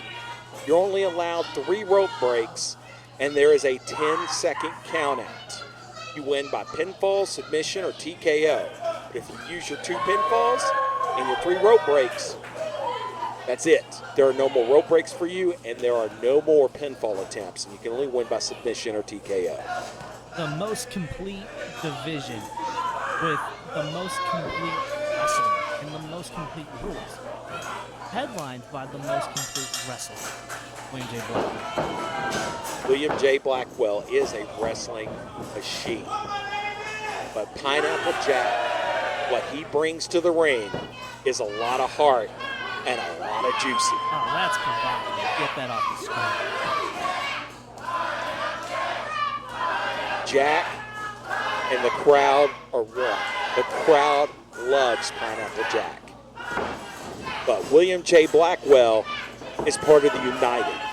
He is one of the United's champions. Because as we know, as of right now, United control all the championships. And William J. Blackwell looking at Pineapple Jack, trying to figure out, how am I supposed to wrestle this? The juiciest. Throwing the big right hands. Keeps throwing them. There's nothing special about Jack. Jack isn't a technical wrestler like William J. Blackwell. He's not a high flyer. He's not a lucha libre. He's not a catch-as-catch can style wrestler. He's a brawler. And when you step into the ring with Jack, you're in for a fight. And if you're going to try and wrestle Jack, you better be ready to get hit in the mouth, because that's what Jack does. He's the juiciest. And the juiciest likes to hit people in the mouth. I gotta give Jack his due in the fact that, yes, he is a brawler, he could fight, but he's a little too playful, and that's not gonna work against the best wrestler in the campaign, and that's William J. Blackwell. I don't think he's playful. I think it's all part of the mind games. Getting in the head of your opponent, slapping him in the behind, like Jack just did. And now look at Jack. Jack is not going to take anything from the champion. He's not going to be intimidated, as that reverse atomic break just did. And man, that hurts. That's nasty. That is nasty. And now, come on, Blackwell. There it is again, and an elbow to the midsection. And now Blackwell is going to get the juiciest spanking of his life. Something his mama probably should have done long ago. No, I think Mama raised him right. The juiciest is in the ring, man, and he is feeling it. The crowd's loving it. William J. Blackwell is not loving any of this.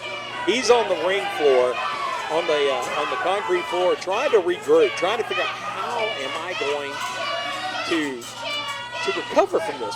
He just got spanked. It's literally, he got a spanking. Well, now you gotta punish Pineapple Jack. You gotta, give him the beating that he should have got a long time ago. Blackwell wants to test his strength, and then the sliding drop kick to the feet takes down Jack, and then the rear chin lock. And look how Blackwell has that applied. His base very low, wrenching back on that chin lock. Now puts him in a front face lock, and now drives him down, and then goes for an ankle lock. And that ankle lock's not a usual ankle lock where you got your opponent on their stomach. His opponent is on his back, and he's turning that ankle at an odd angle. Jack able to get up, but Blackwell puts a boot to him, puts him in a chancery. Into a chin lock, and look how he's wrenching that neck. Wrenching it, and look how he just takes Jack down and puts him back in that rear chin lock. And now he's grinding the tape into the eyes of Jack, and that hurts. Like I said before, the creases in that tape cause edges, and that will scratch your eyes. Nice rollover by Blackwell. Blackwell rolls into the pinning combination, gets it 2, and then drives the elbows to the face of Jack, and then right back to the ankle. And you can see how Jack is on his back, and that ankle, you could put a lot of torque on that ankle. And now he's going to go for the knee. Very diabolical here, very calculated. And now he's turning the ankle and the knee together. And this is going to ground Jack. Jack's not going to be able to get up and put any weight on that knee and that leg if Blackwell continues to work on it. Jack went for a spinning toe. Looked like he might have been going for a figure four. Blackwell gets out of it. Blackwell. Yep. Over the head, belly to belly. And now goes back to the neck. Keep his head up so he's not trying to waste another one of his pinfall attempts there. Yes, you are correct. And rakes that tape over the eyes of Jack. The Imperial division is a very short-lived thing. The only person who really knows the rules back and forth is Blackwell, so he's going to use that to his advantage here. And Blackwell is very much a technical wrestler. You give him a joint, he's going to work on it. And now he's going to work on the left arm. He's got that double hammer lock behind the back of Jack, and Jack has to use one of his rope breaks. And I've told you before, you get to a rope break, your move is legal for 4 seconds. You get to 5, you're disqualified. Jack, big right hand to Blackwell. It's now one rope break. He's got 2 rope breaks left for Jack. Jack puts him up on his shoulders. Blackwell. Come on, Blackwell. Blackwell trying to get out of it. Airplane spin. Look at that. That's the juiciest airplane spin I've ever seen. A little too juicy. And the juicy one is winding up. Winding up that right hand. Boom! Wow. That is a unique uppercut.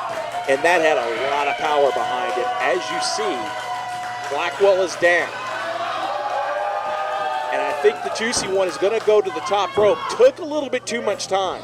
You're allowing your opponent to recover, and he's going to the top rope. That's what he deserves. That's what he gets for trying to mess around with the Imperial Killer.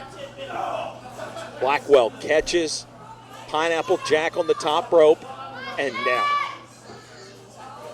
Oh, here we go. Blackwell looking like he's going for a superplex and gets it.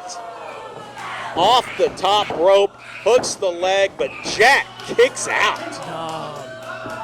That juiciness in that heart continues to beat for Pineapple Jack. It's got to be a slow count. He had him. Come on, let's finish it. Blackwell in the corner. Ooh. Oh my goodness. Did he ever hit that move? The discus, elbow, anvil of chrome. But Jack winds him up and puts the figure 4 on him. In the middle of the ring, Blackwell. Come on, Blackwell. Can't let him show you that right there. Yeah, both shoulders are down. Yes. He sees it. Counts to a 2 count. There you go. Blackwell has nowhere to go in the middle of the ring. He's trying to grab the face of Jack. He grabs an ear. Now he grabs the eyes, ears and eyes, anything he can get a hold of to get Jack to break this figure 4. It doesn't work. Jack wrenches back on the knee. He's got this figure 4 locked in deep on Blackwell. Blackwell begging the referee to break the hold. He can't. Goes to the eyes again. Goes to the mouth. Grabbing anything he can grab a hold of. He's going to do anything and everything to get the upper hand on his opponent. Well, he got that break that time. Didn't have to go to the rope, so he still got all 3 of his rope breaks. And this is what the difference is between William J. Blackwell and any other competitors, that he knows the bylaws. He's going to use that to his advantage. Big right hand by Jack. Kick to the knee by Blackwell. Jack shakes it off. Big right hand by Jack. Left, left, left. Oh, juicy one. There's the juicy elbow. Another juicy elbow. Well, let's pick it back up. Oh, going for a straight body slam in the middle of the ring. Jack goes to the ropes, drops an elbow to the black heart of William J. Blackwell. And now he's feeling it. He's dancing to the crowd, and the straps come down. Jack goes back to the ropes, looking for the scissor kick. Misses, ducks the clothesline by Blackwell. And now a sleeper hold, a very rudimentary rear choke by Pineapple Jack, and he gets thrown out of the ring by William J. Blackwell, and Blackwell goes on the attack. Blackwell, big forearm to the side of the head, another forearm to Jack. Let's use the outside as your domain of punishment.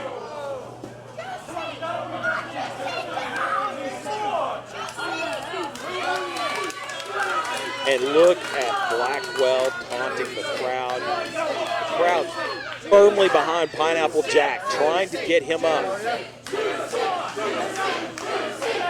the kids what the hero is actually like. Blackwell going to work on that leg, goes into a spinning toe hold. Look how he locks his wrist in place. The hold, that toe hold. He goes back, spins it again, and the spin is just as bad as the hold. And do we have a double count out? Still champ. He's still the champ. William J. Blackwell didn't even try to get back into the ring. He just kept everything on the outside until the ref counted to 10, and he's going to retain the championship. I don't think he had any intention of getting back in the ring.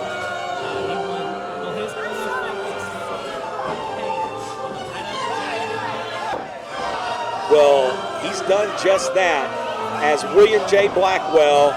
Oh, now he's adding insult to injury by leg dropping Pineapple Jack's pineapple.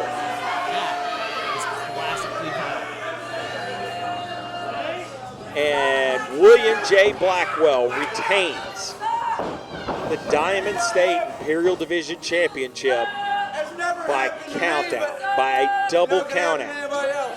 Jack is not happy, but you can see the damage is done. Jack is hopping on one leg. This is not the finish that people wanted. And how's Jack going to be going forward?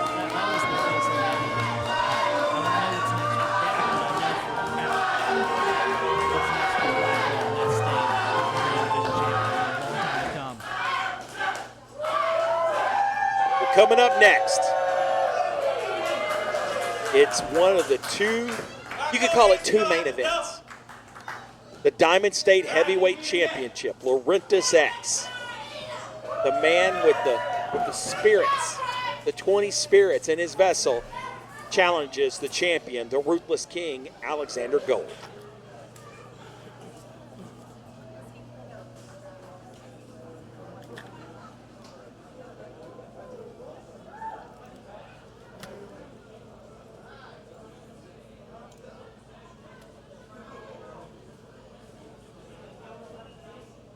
All right. Y'all have fun? Y'all still having fun? Could y'all be having more fun? You can lie to me, it's okay. The next match, ladies and gentlemen, is your semi-main event of the evening. It has a 60-minute time limit and is scheduled for one fall. It is for the Diamond State Heavyweight Championship.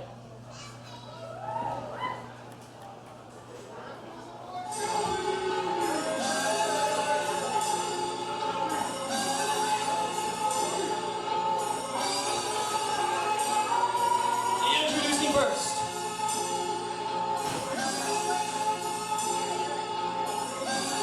hailing from the spiritual lands, standing 5'10", weighing 171 pounds,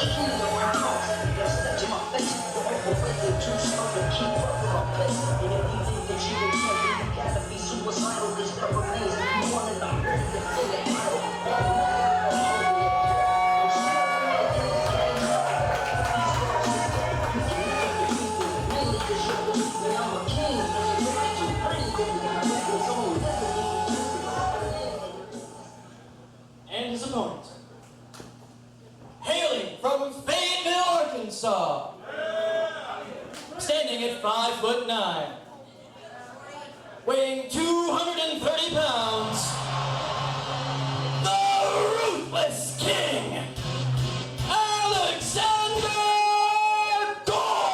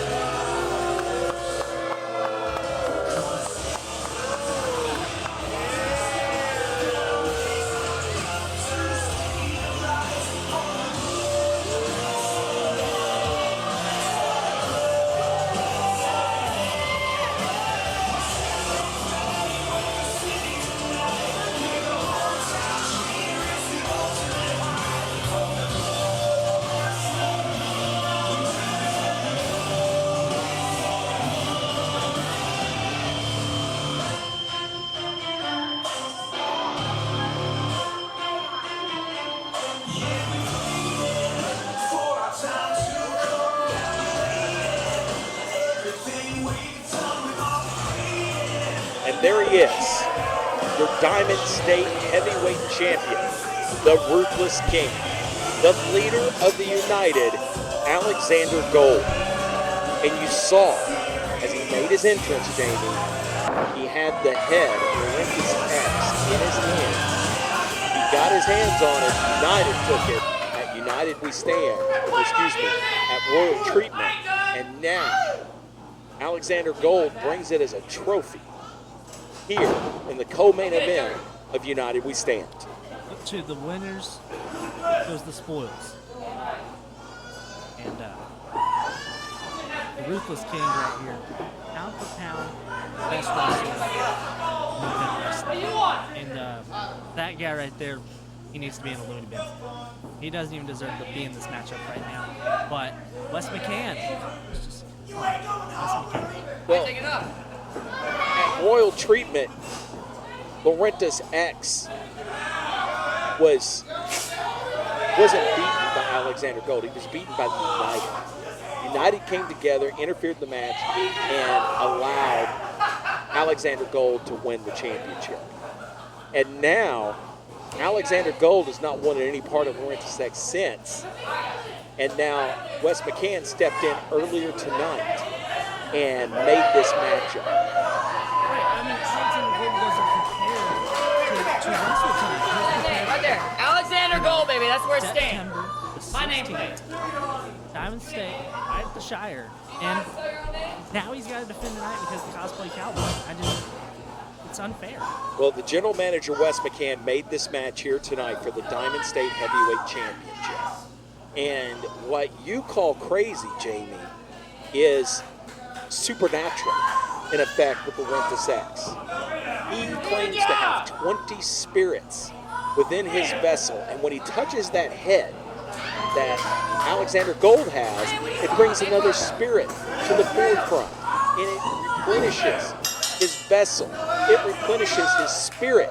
It replenishes that fighting spirit and is able to let him continue wrestling and, frankly, to overcome the odds that are Alexander Gold and United.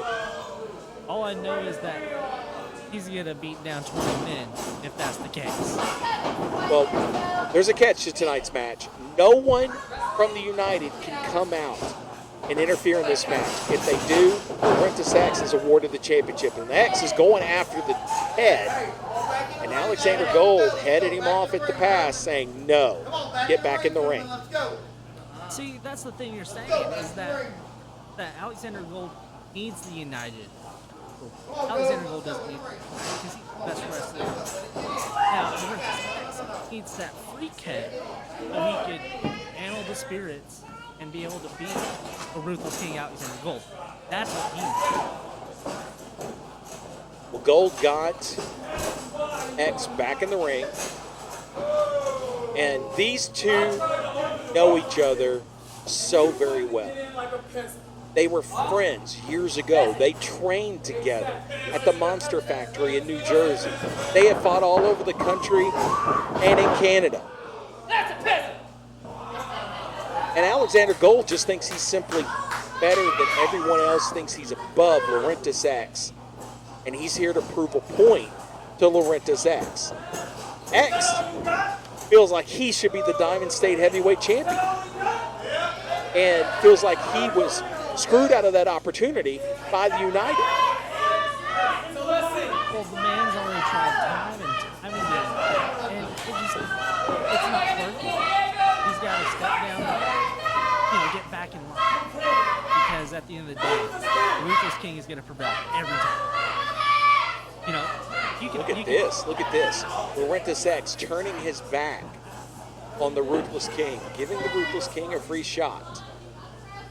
Why would you do this against someone the level of the champion? And the Ruthless King wraps him up, and Laurentis X is able to spin out, pick up, and throw down the champion. And the champion does not like that, and the champion goes out on the floor. The fans are firmly behind Laurentis X. X is unorthodox. Some people will call him strange. Jamie calls him crazy. But Alexander Gold has wrestled Laurentis X many times. He understands what's going on with Laurentis X. But the mind games continue. And X dropped down to his knees to mock the champion, and the champion caught him with a kick. And now the champ is raining down big right hands on the challenger. Just showing him who's the proprietor of this kingdom. And here comes, look at that, the big right boot to the chest. Another boot to the chest. Raining down the bottom of his boot and impacting it on the chest of Laurentis X, driving all the air out of X. And the champ is in firm control of the challenger. Picks him up. What's he going to do? He's going to leave him up there for a minute. That's strength right there. Going to hold him and drops him in the suplex. Right in the middle of the ring. And now the champ is going to show off to the crowd. Flex on the champ. Alexander Gold did not want to defend the championship tonight. He had the night off until the United stuck their nose, came out impromptu, and Wes McCann came out and made this match for the crowd. It's the co-main event here at United We Stand. The Diamond State Heavyweight Championship is on the line. Gold goes in. Chop to the challenger. Another chop to the challenger. Laurentis X is rocked. 3 chops to the challenger. And now the champion goes to the neutral corner, comes in, and gets a boot for his efforts. Now here comes the speed and agility of the challenger. Drives the champion to the mat, and Laurentis X pops up. And now X, Laurentis X, the challenger, steps on the left ankle of the champion and stomps on him. The ref's got to watch that. Now the champion just fires back with a right elbow and then a right fist to the head. Hooks the leg, picks him up, and just puts him on his shoulders. Gold showing off the strength and then drops the challenger on his head, and now the champion's going to roll him up. 1, 2, and that's all he gets. And now Alexander Gold puts the knee to the back of the challenger, grabs both arms, and if you've ever been put in this hold right here, see how his shoulders, you could pop both shoulders right out of joint using this move. And then the knee right in the middle of the back. The pain, the torque that this causes. And now you've got X getting up, getting out of the move. What's he gonna do? The champion is gonna drop him on the back of his head. Rolls him up for a cover and gets another 2 count.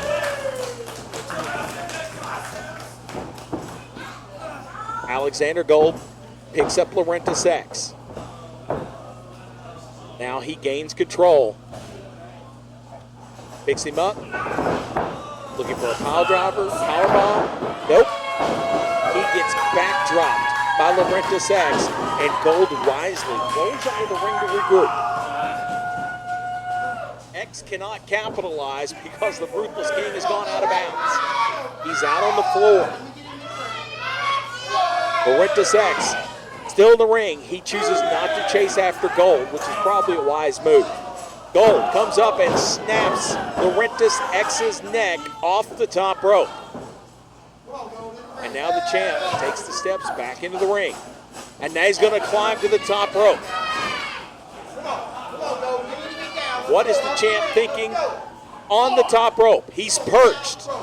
He raises up, drops an elbow, but gets caught with a big boot into that elbow.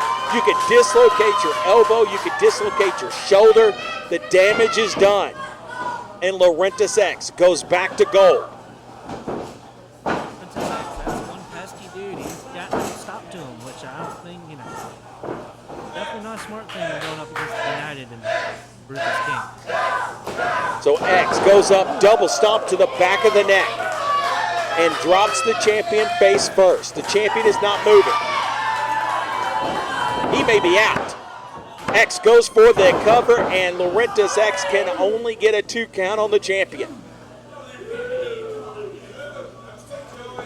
That double stomp to the back of the neck rocked Alexander Gold. The Ruthless King is stunned, he's rocked, and there is a kick to the back by Laurentis X. Now Laurentis X backs Gold into the corner and puts the boots to him. Stomp after stomp after stomp with that left boot to Alexander Gold. X rolls out of the corner, goes to the neutral corner, and a missile drop kick slides out of the ropes and is measuring up a motionless Ruthless King. Come on, champ, you gotta get up. Come on, champ. And now X examines the champion, grabs a leg and pulls him back to the middle of the ring. And after all that time, goes for a cover. And I have to question the lack of urgency by the challenger. Champion rolls up the challenger in a small package and gets a 2 count. We'll get him next time. Laurentis X is back to his feet. Ruthless King takes him down. Now Gold has both legs and trying to roll him over into a Boston Crab. Trying to work over that back of Laurentis X. He cannot get X over, and now X grabs the back of Alexander Gold's head, and Gold picks him up. Again, the power of Alexander Gold on display, but then X escapes out the back corner, rolls up the Ruthless King, and gets a 2 count. And now X with the clothesline. The champ gets up and gets another clothesline. Laurentis X back in control. Irish whip into the ropes and a standing drop kick to the champion, and the champion is down. But again, Laurentis X does not capitalize. I think he's an emotional guy. He's thinking more with his emotions, not more his physical being, you know. Slow to cover the champion, and the champion is able to kick out again at 2.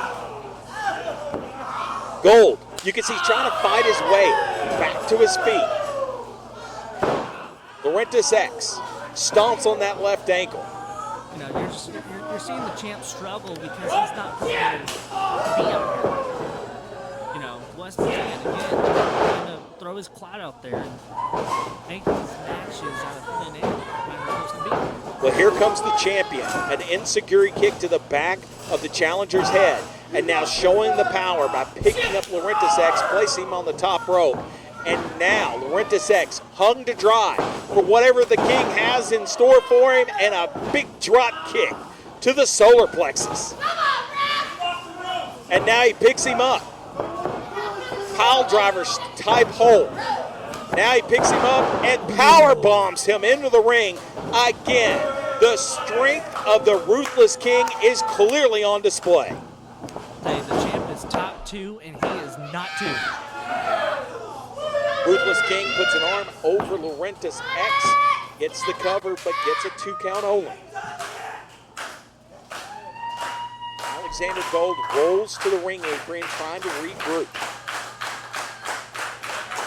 Now he's out on the floor, and he's making his way over to the behind the far corner, and he's going for the head.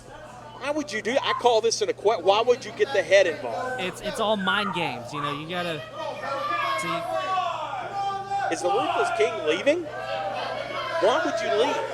Because it's not worth his time. He's got better things to do. Count out, you know, he still retains.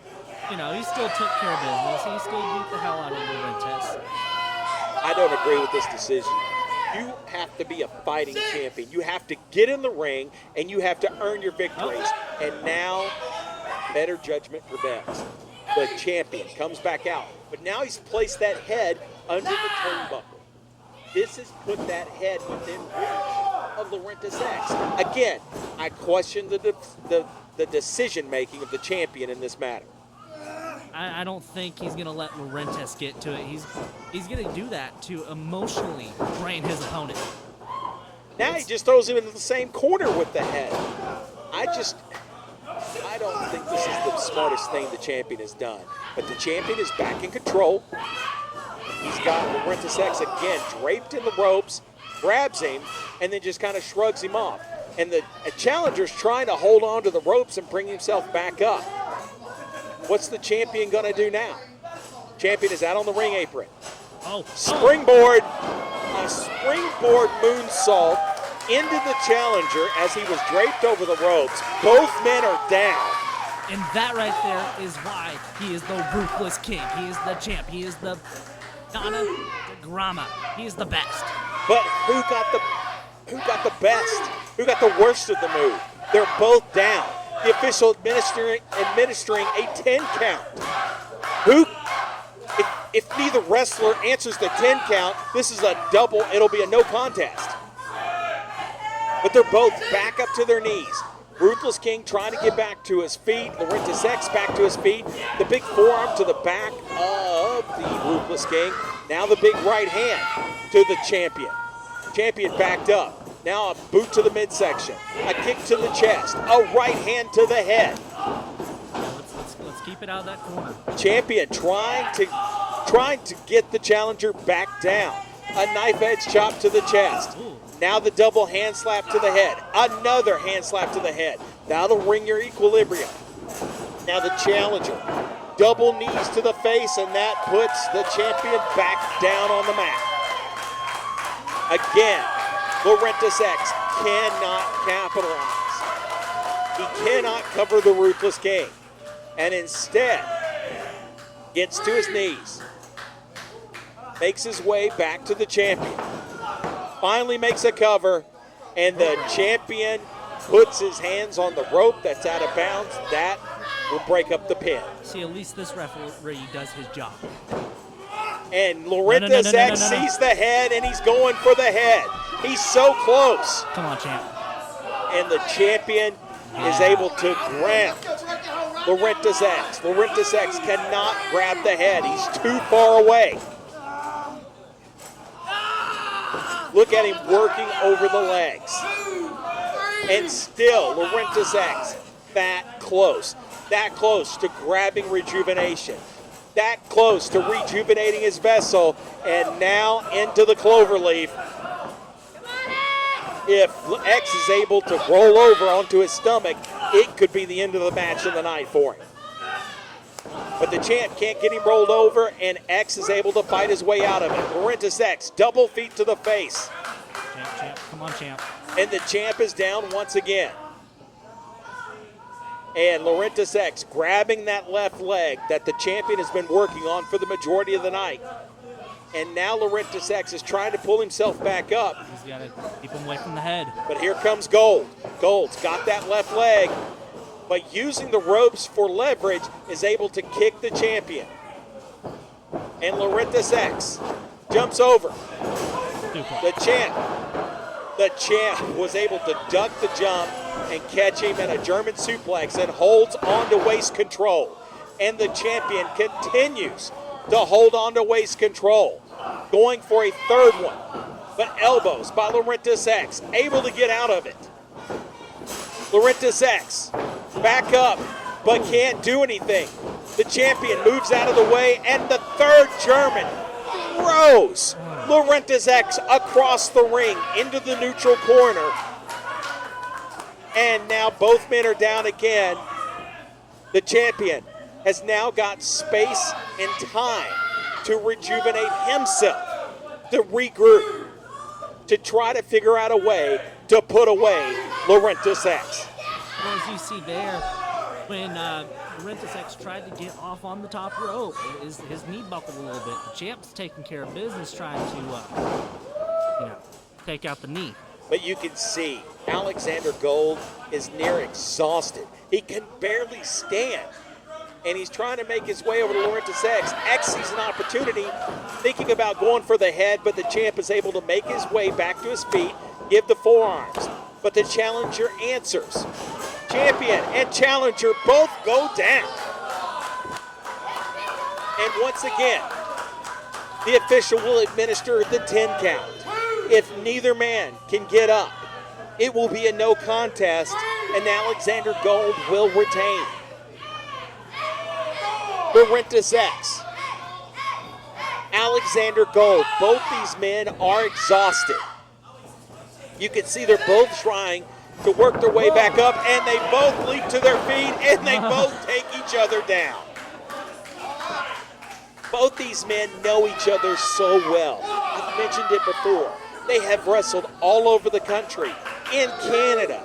They train together. They know each other very, very well. And Alexander Gold, sensing that he needs to regroup, rolls to the outside. That's a smart choice by the Ruthless King. And Laurentis X is going after the champion.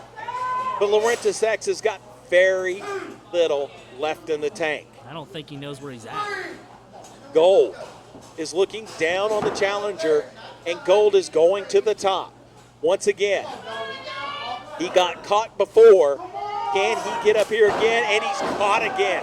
A big jumping right hand by Laurentis X. X now drapes the champion over the top rope, and the challenger trying to keep him up there. The champion trying to get down. And now Laurentis X positions the champion on the top rope. He brings his foot back into the ring, back on the inside of that top rope. And now the challenger is looking for his own high rent district move. He's going for the top. He's calling for support from the crowd. And he does it. A top rope hurricane rana by the challenger, and the champion is down. If he can roll up the champion, if he can make the cover, we may have a new champion. X cannot make that cover. Now he crawls to the champion. hooks the leg, and a 2 count, just a hair away for becoming the champion. Laurentis X doesn't know what to do now. He's frustrated. He was half a second away from becoming the new Diamond State Heavyweight Champion, and now he's motioning to that head. Wake up, Xander.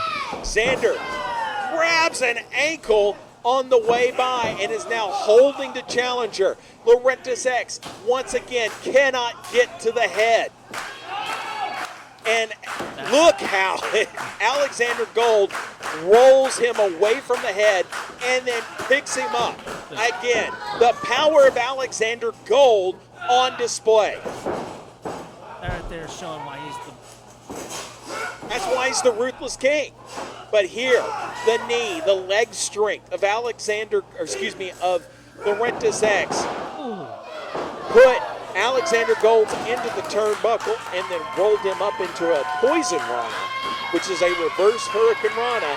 And now the challenger trying to work his way back into this match to try to find a way to get the 3 count, and instead, it's a choice to make, head or pin the champion. He goes for the champion. The champion rolls him up for another 2 count. The champion standing in between Laurentis X and his head. A standing 350 splash leg drop onto the champion. If I'm my Ruthless King, I gotta, pick up that 6th sense, get a little paranormal. Gotta figure out what can I do to keep this guy away from the mask and keep him off his feet. And there he is. He's right there by the head. He reaches down. No. He's got the head. If he touches it, he can rejuvenate his entire vessel. But the champion catches him. Oh, went for the King's Decree. Yep, and missed it. And now, Gold bleeding to the official. And now the official's in the way and takes a knee from Laurentis X, and the official is down. Come on, King's Decree. And now the champion hits the King's Decree, but there's no official. He's out.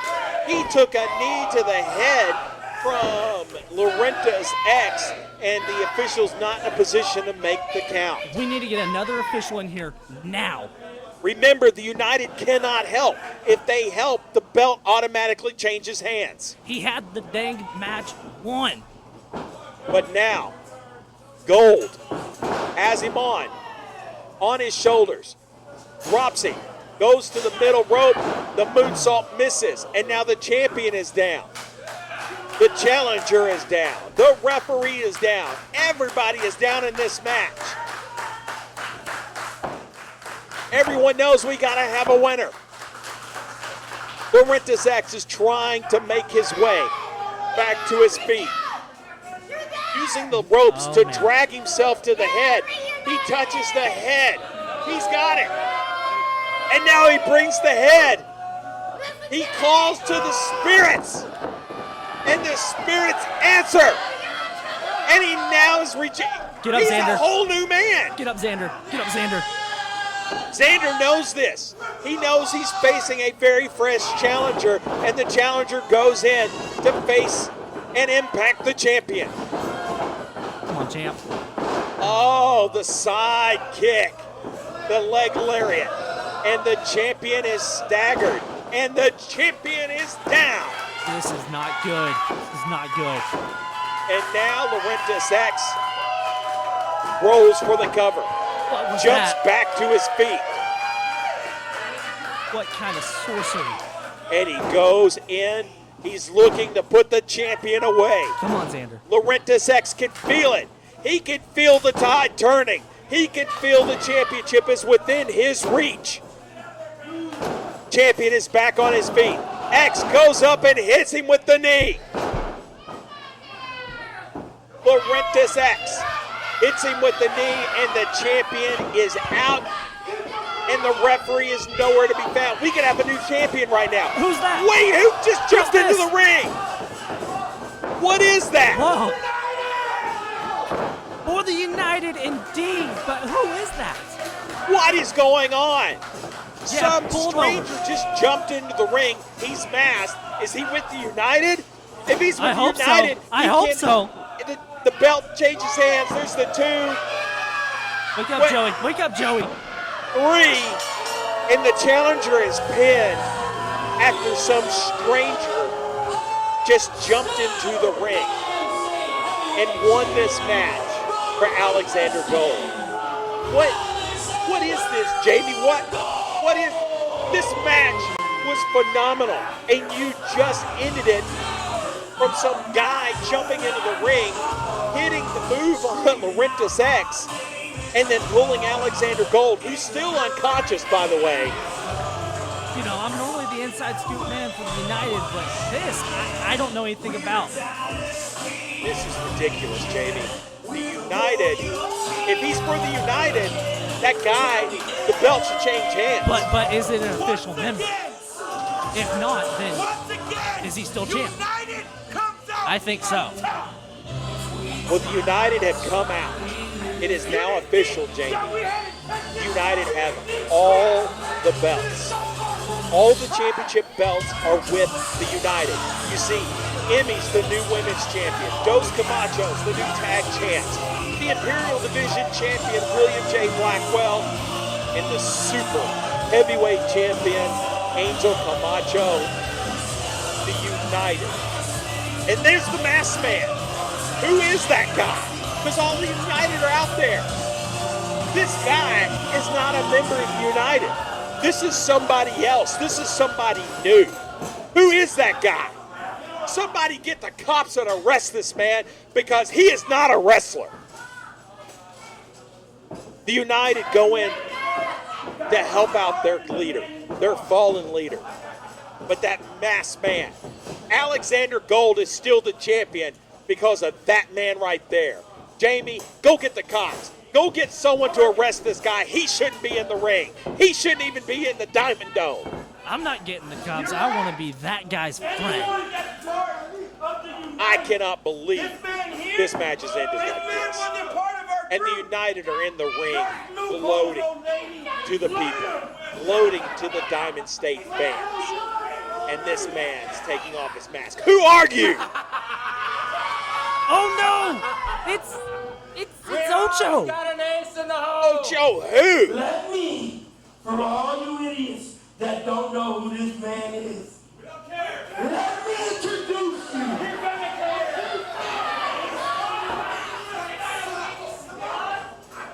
First things first, Kamachos come in numbers. And for those of you that don't know who this is my big brother, Ocho Kamacho. What? Ocho Kamacho? And Ocho is now the new member of the United. This is disgusting. What a disgusting act by the United. And Alexander Gold is still the Diamond State champion. And now the United have all the gold. They own all the belts in Diamond State Wrestling. This is a travesty of justice. And they're just looking and taunting at the fans like they're 4 steps ahead of everybody. What a joke. Well, West McCann tried to put a hit out on the Ruthless King, and the United had the up. This can't be. I can't believe it. Ocho Kamacho, the older brother, and look at William J. Blackwell, adding insult to injury by using the mask, the helmet of Laurentis X as a weapon, and now just using it as a tool. That is a revered artifact by Laurentis X, and the United continue to handle it like a joke. And there they are, displaying all their championships, all their championship gold. Yes, Jamie, United have all the championships. And now they're going to destroy Laurentis X. The King's decree! This is just completely and utterly disgusting. The United now have all the championships. And the only saving grace, the only thing that can save Diamond State Wrestling right now is the match coming up. But look at that man in the middle, dressed all in black. He has now been identified as Ocho Camacho, The firstborn Kamacho. the oldest of the brothers.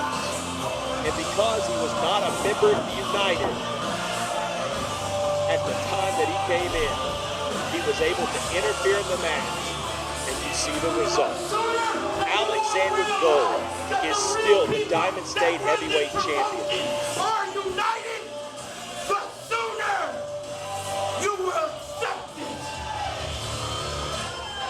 I can't accept this. This is disgusting.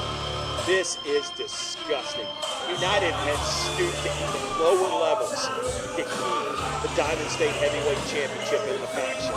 And Laurentis X is hurt. And this is just, let's just move on and let's talk about the upcoming match on main event here tonight. As Laurentis X is going to, but we have the final set for the #1 contender. It's going to be the Brio Pimp, Mr. Nasty, versus Black Diamond, Luke Langley. The winner of that match will take on Alexander Gold. Round of applause for Laurentis X for an amazing effort against the Ruthless King, Alexander Gold.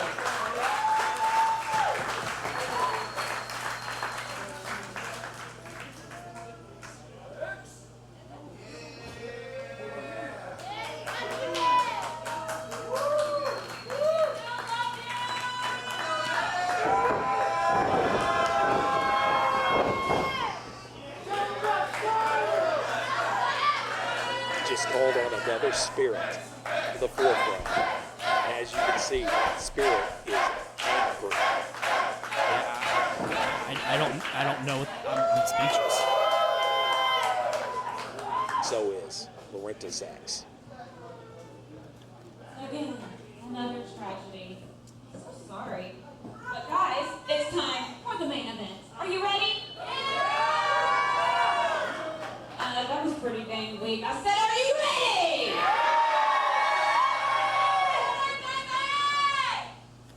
I'm so glad you're all here. Okay, so few things before we kick off this main event. Of course, thanks everybody for showing up. I know it's a little hot, but in October, when it's beautiful, fall, orange, it's going to be great. We have Diamond State of Emergency on October 29th. Those tickets will be going live here pretty damn soon. We've also got Riot at the Shire. This one is a 17 and up show, not family friendly. It'll be at the Shire Gastro Pub in Rogers, and I'll be there. So that's enough to purchase a ticket and come hang out, have some drinks, and represent Diamond State Wrestling. All right, are y'all ready for me to shut up so we can see this main event? All right, well, you know the drill. This is a #1 contenders match for the Diamond State Heavyweight Championship. And it is scheduled for a 1 fall. Introducing first.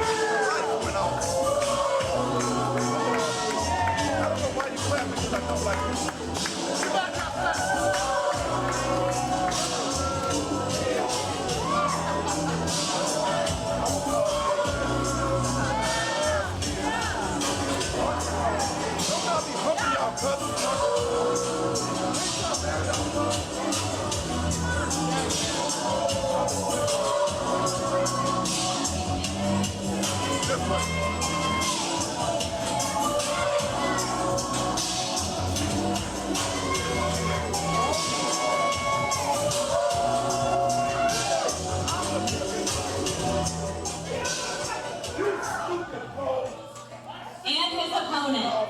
Idiot. You go!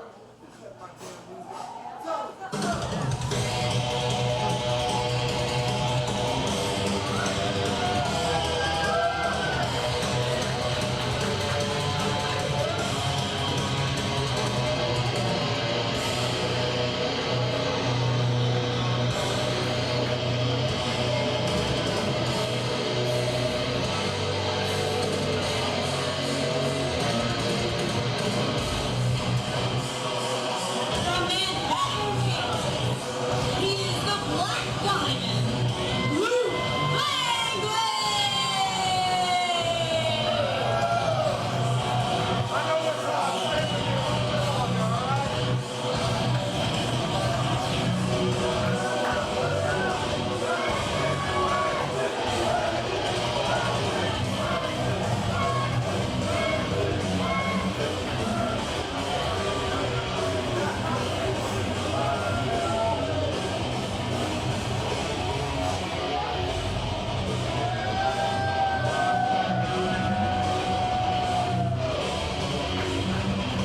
So here we are, Jamie.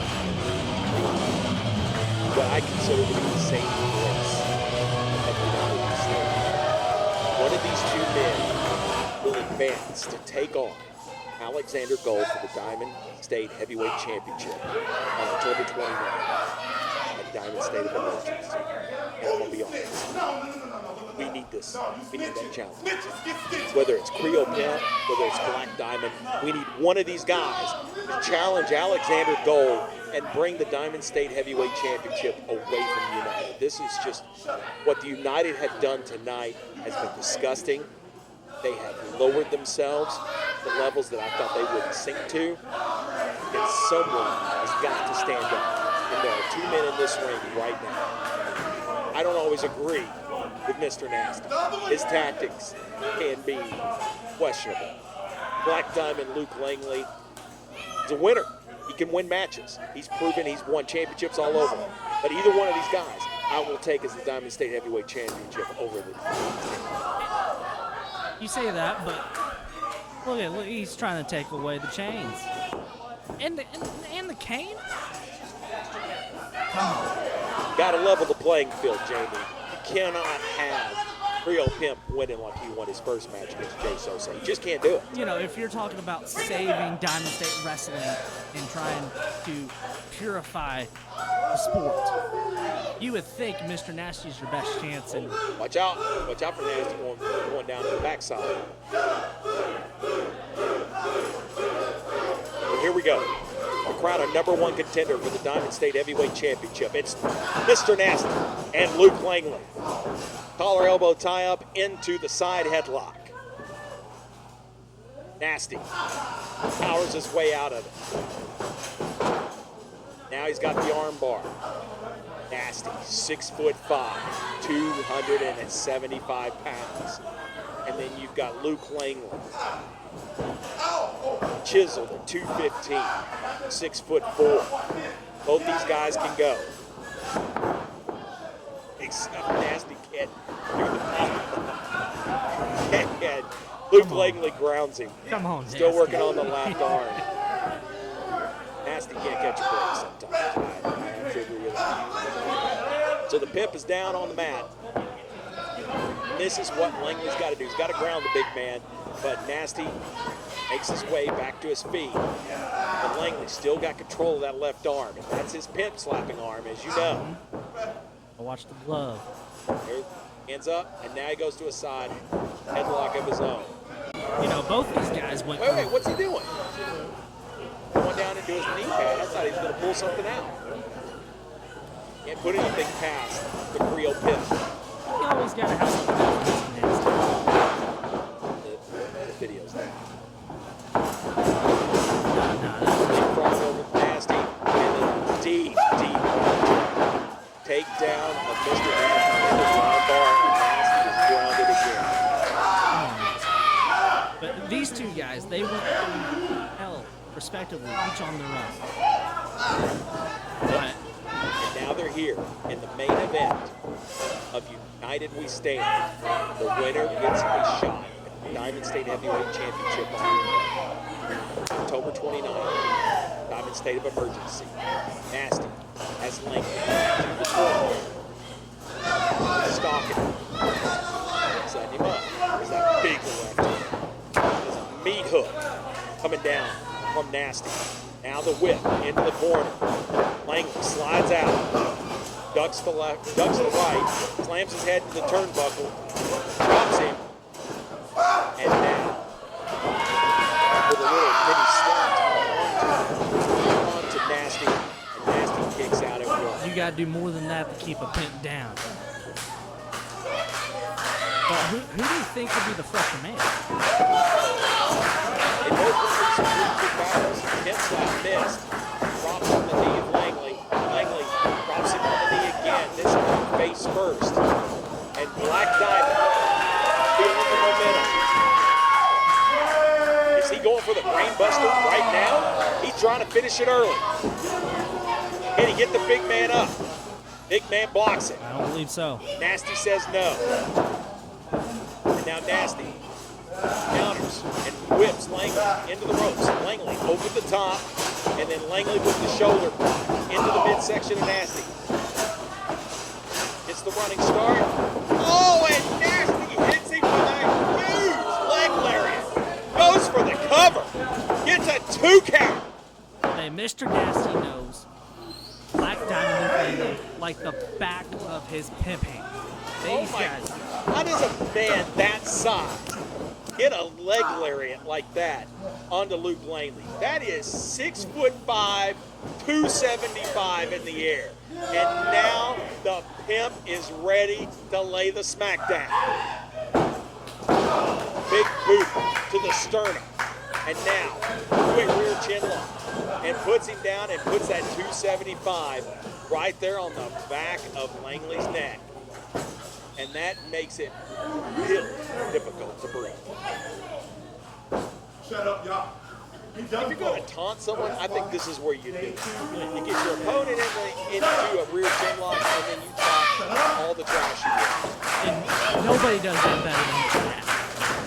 In the crowd, behind Luke Langley, Langley to get out of that chin lock. He does with the jawbreaker, and then a nice running back elbow by Nasty. Nasty goes for the cover, hooks the leg, and gets a 2 count. And again, like we've talked about before in his match against Jay Sosei, Nasty gets really frustrated when he can't put you away quickly. And so now Nasty's starting to get frustrated. And when he gets frustrated, he leaves himself open. And now he's backing Langley down. Pins his arms back. Could be the pimp slap, and it is! Big left-handed pimp slap to Black Diamond. He's got to run the man his money. And there's the backhand slap. But Langley not having it. Backs him into the corner. Chop. Hits another chop. 3 in a row. And then the thumb to the eyes. The great equalizer by Nasty. Swinging neck breaker. Puts Black Diamond down on the mat.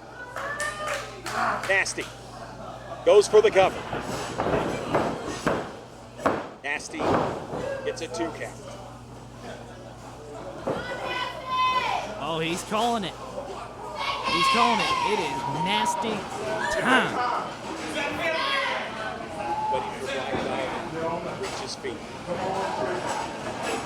Here he comes. Into the midsection.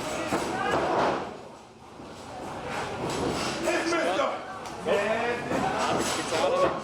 Right hand, another right forearm. Pin slap misses, another right forearm by Langley, and he's just taking and hitting. Nasty with those forearms, and there's the back elbow. Langley is looking to go to the ropes. Ducks Nasty's left hand.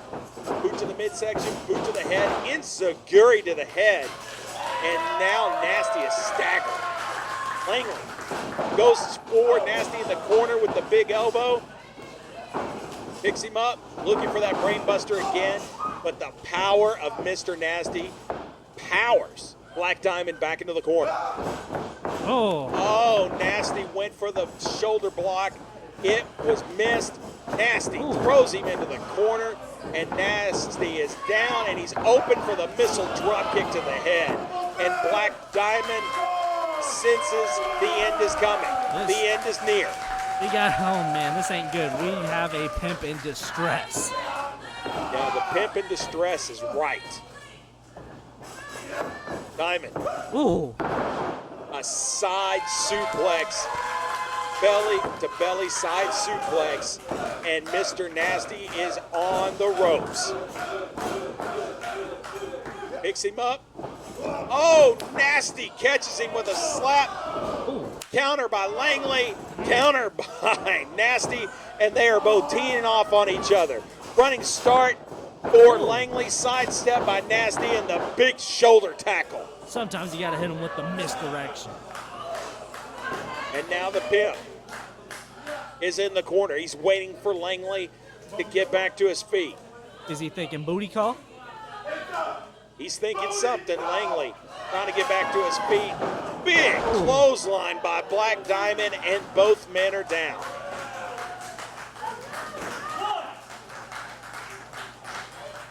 The official administers the 10 count. If neither man can get to their feet, what happens? It'll be a no contest. Neither man will be able to advance to Diamond State of Emergency to challenge for the Diamond State Heavyweight Championship. And then if that's the case, then does Alexander Gold get that well-deserved day off? We'll see. Both men still down. That's a 6 count. They've got to 10 to get back to their feet. Now they're to their knees. The count is broken. Pimp slap by Mr. Nasty. That left hand is devastating. Right fist by Luke Langley. The back slap by Mr. Nasty. Luke Langley bows up. Forearm to Nasty. Another slap. Big pimp slap by Mr. Nasty.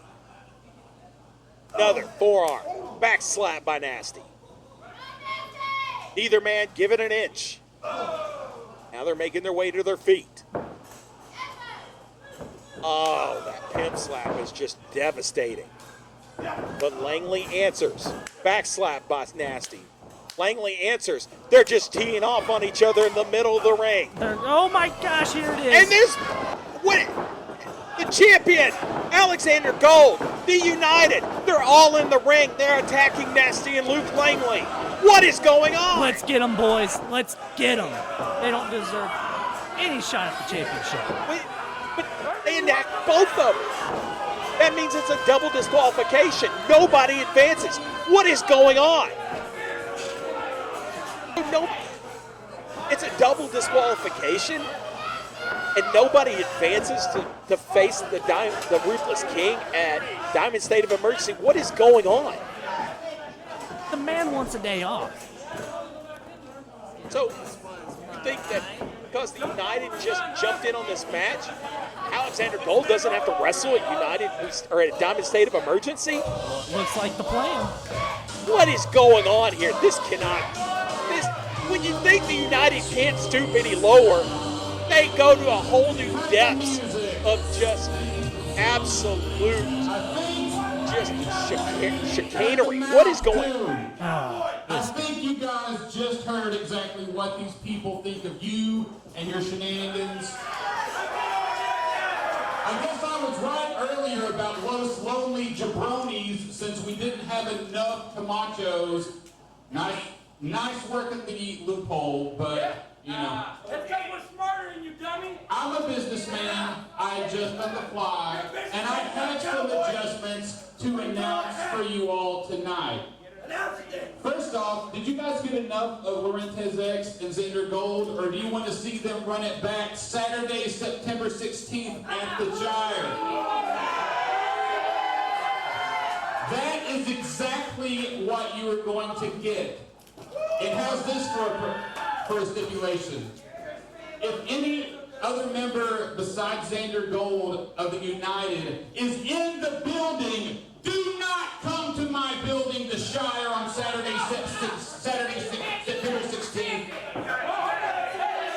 If you do, Xander Gold will automatically be stripped of the title, and any other Kamacho that rolls in the building will be stripped too, so don't risk it. Don't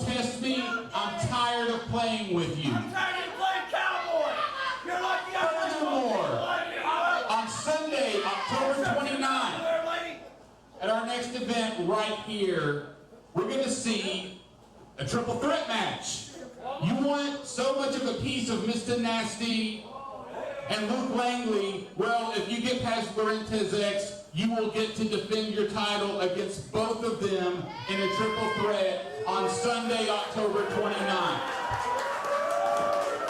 And since they kind of got shortchanged and you people got shortchanged in their match tonight, they're also going to run it back at the Shire. Saturday, September 16th. No one cares. You'll care if you show up and I take that belt from your hands. Don't try me. You can't take nothing from nobody. Oh yeah, and if Xander, if you weren't already happy enough about your triple threat match, it's gonna be in a ladder match. What?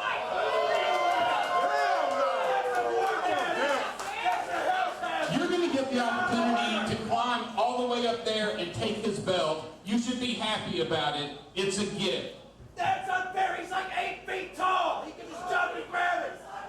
He's tall like your stupid cowboy hat. I guess the ruthless king better be ruthless and wrestle real good then to real well. That's right, Langley. Real well. Wrestle real well, Xander Gold. Saturday, September 16th. We'll see you then. Oh yeah, oh yeah. I want to see whatever. So finally, voice of reason. The general manager, Wes McCann, has made the match October 29th. Diamond State of Emergency. It will be a triple threat ladder match between the champion, the Ruthless King, Alexander Gold, Mr. Nasty, and Black Diamond, Luke Langley. Champion should be concerned. It's unfair. It's unfair. It's totally unjust.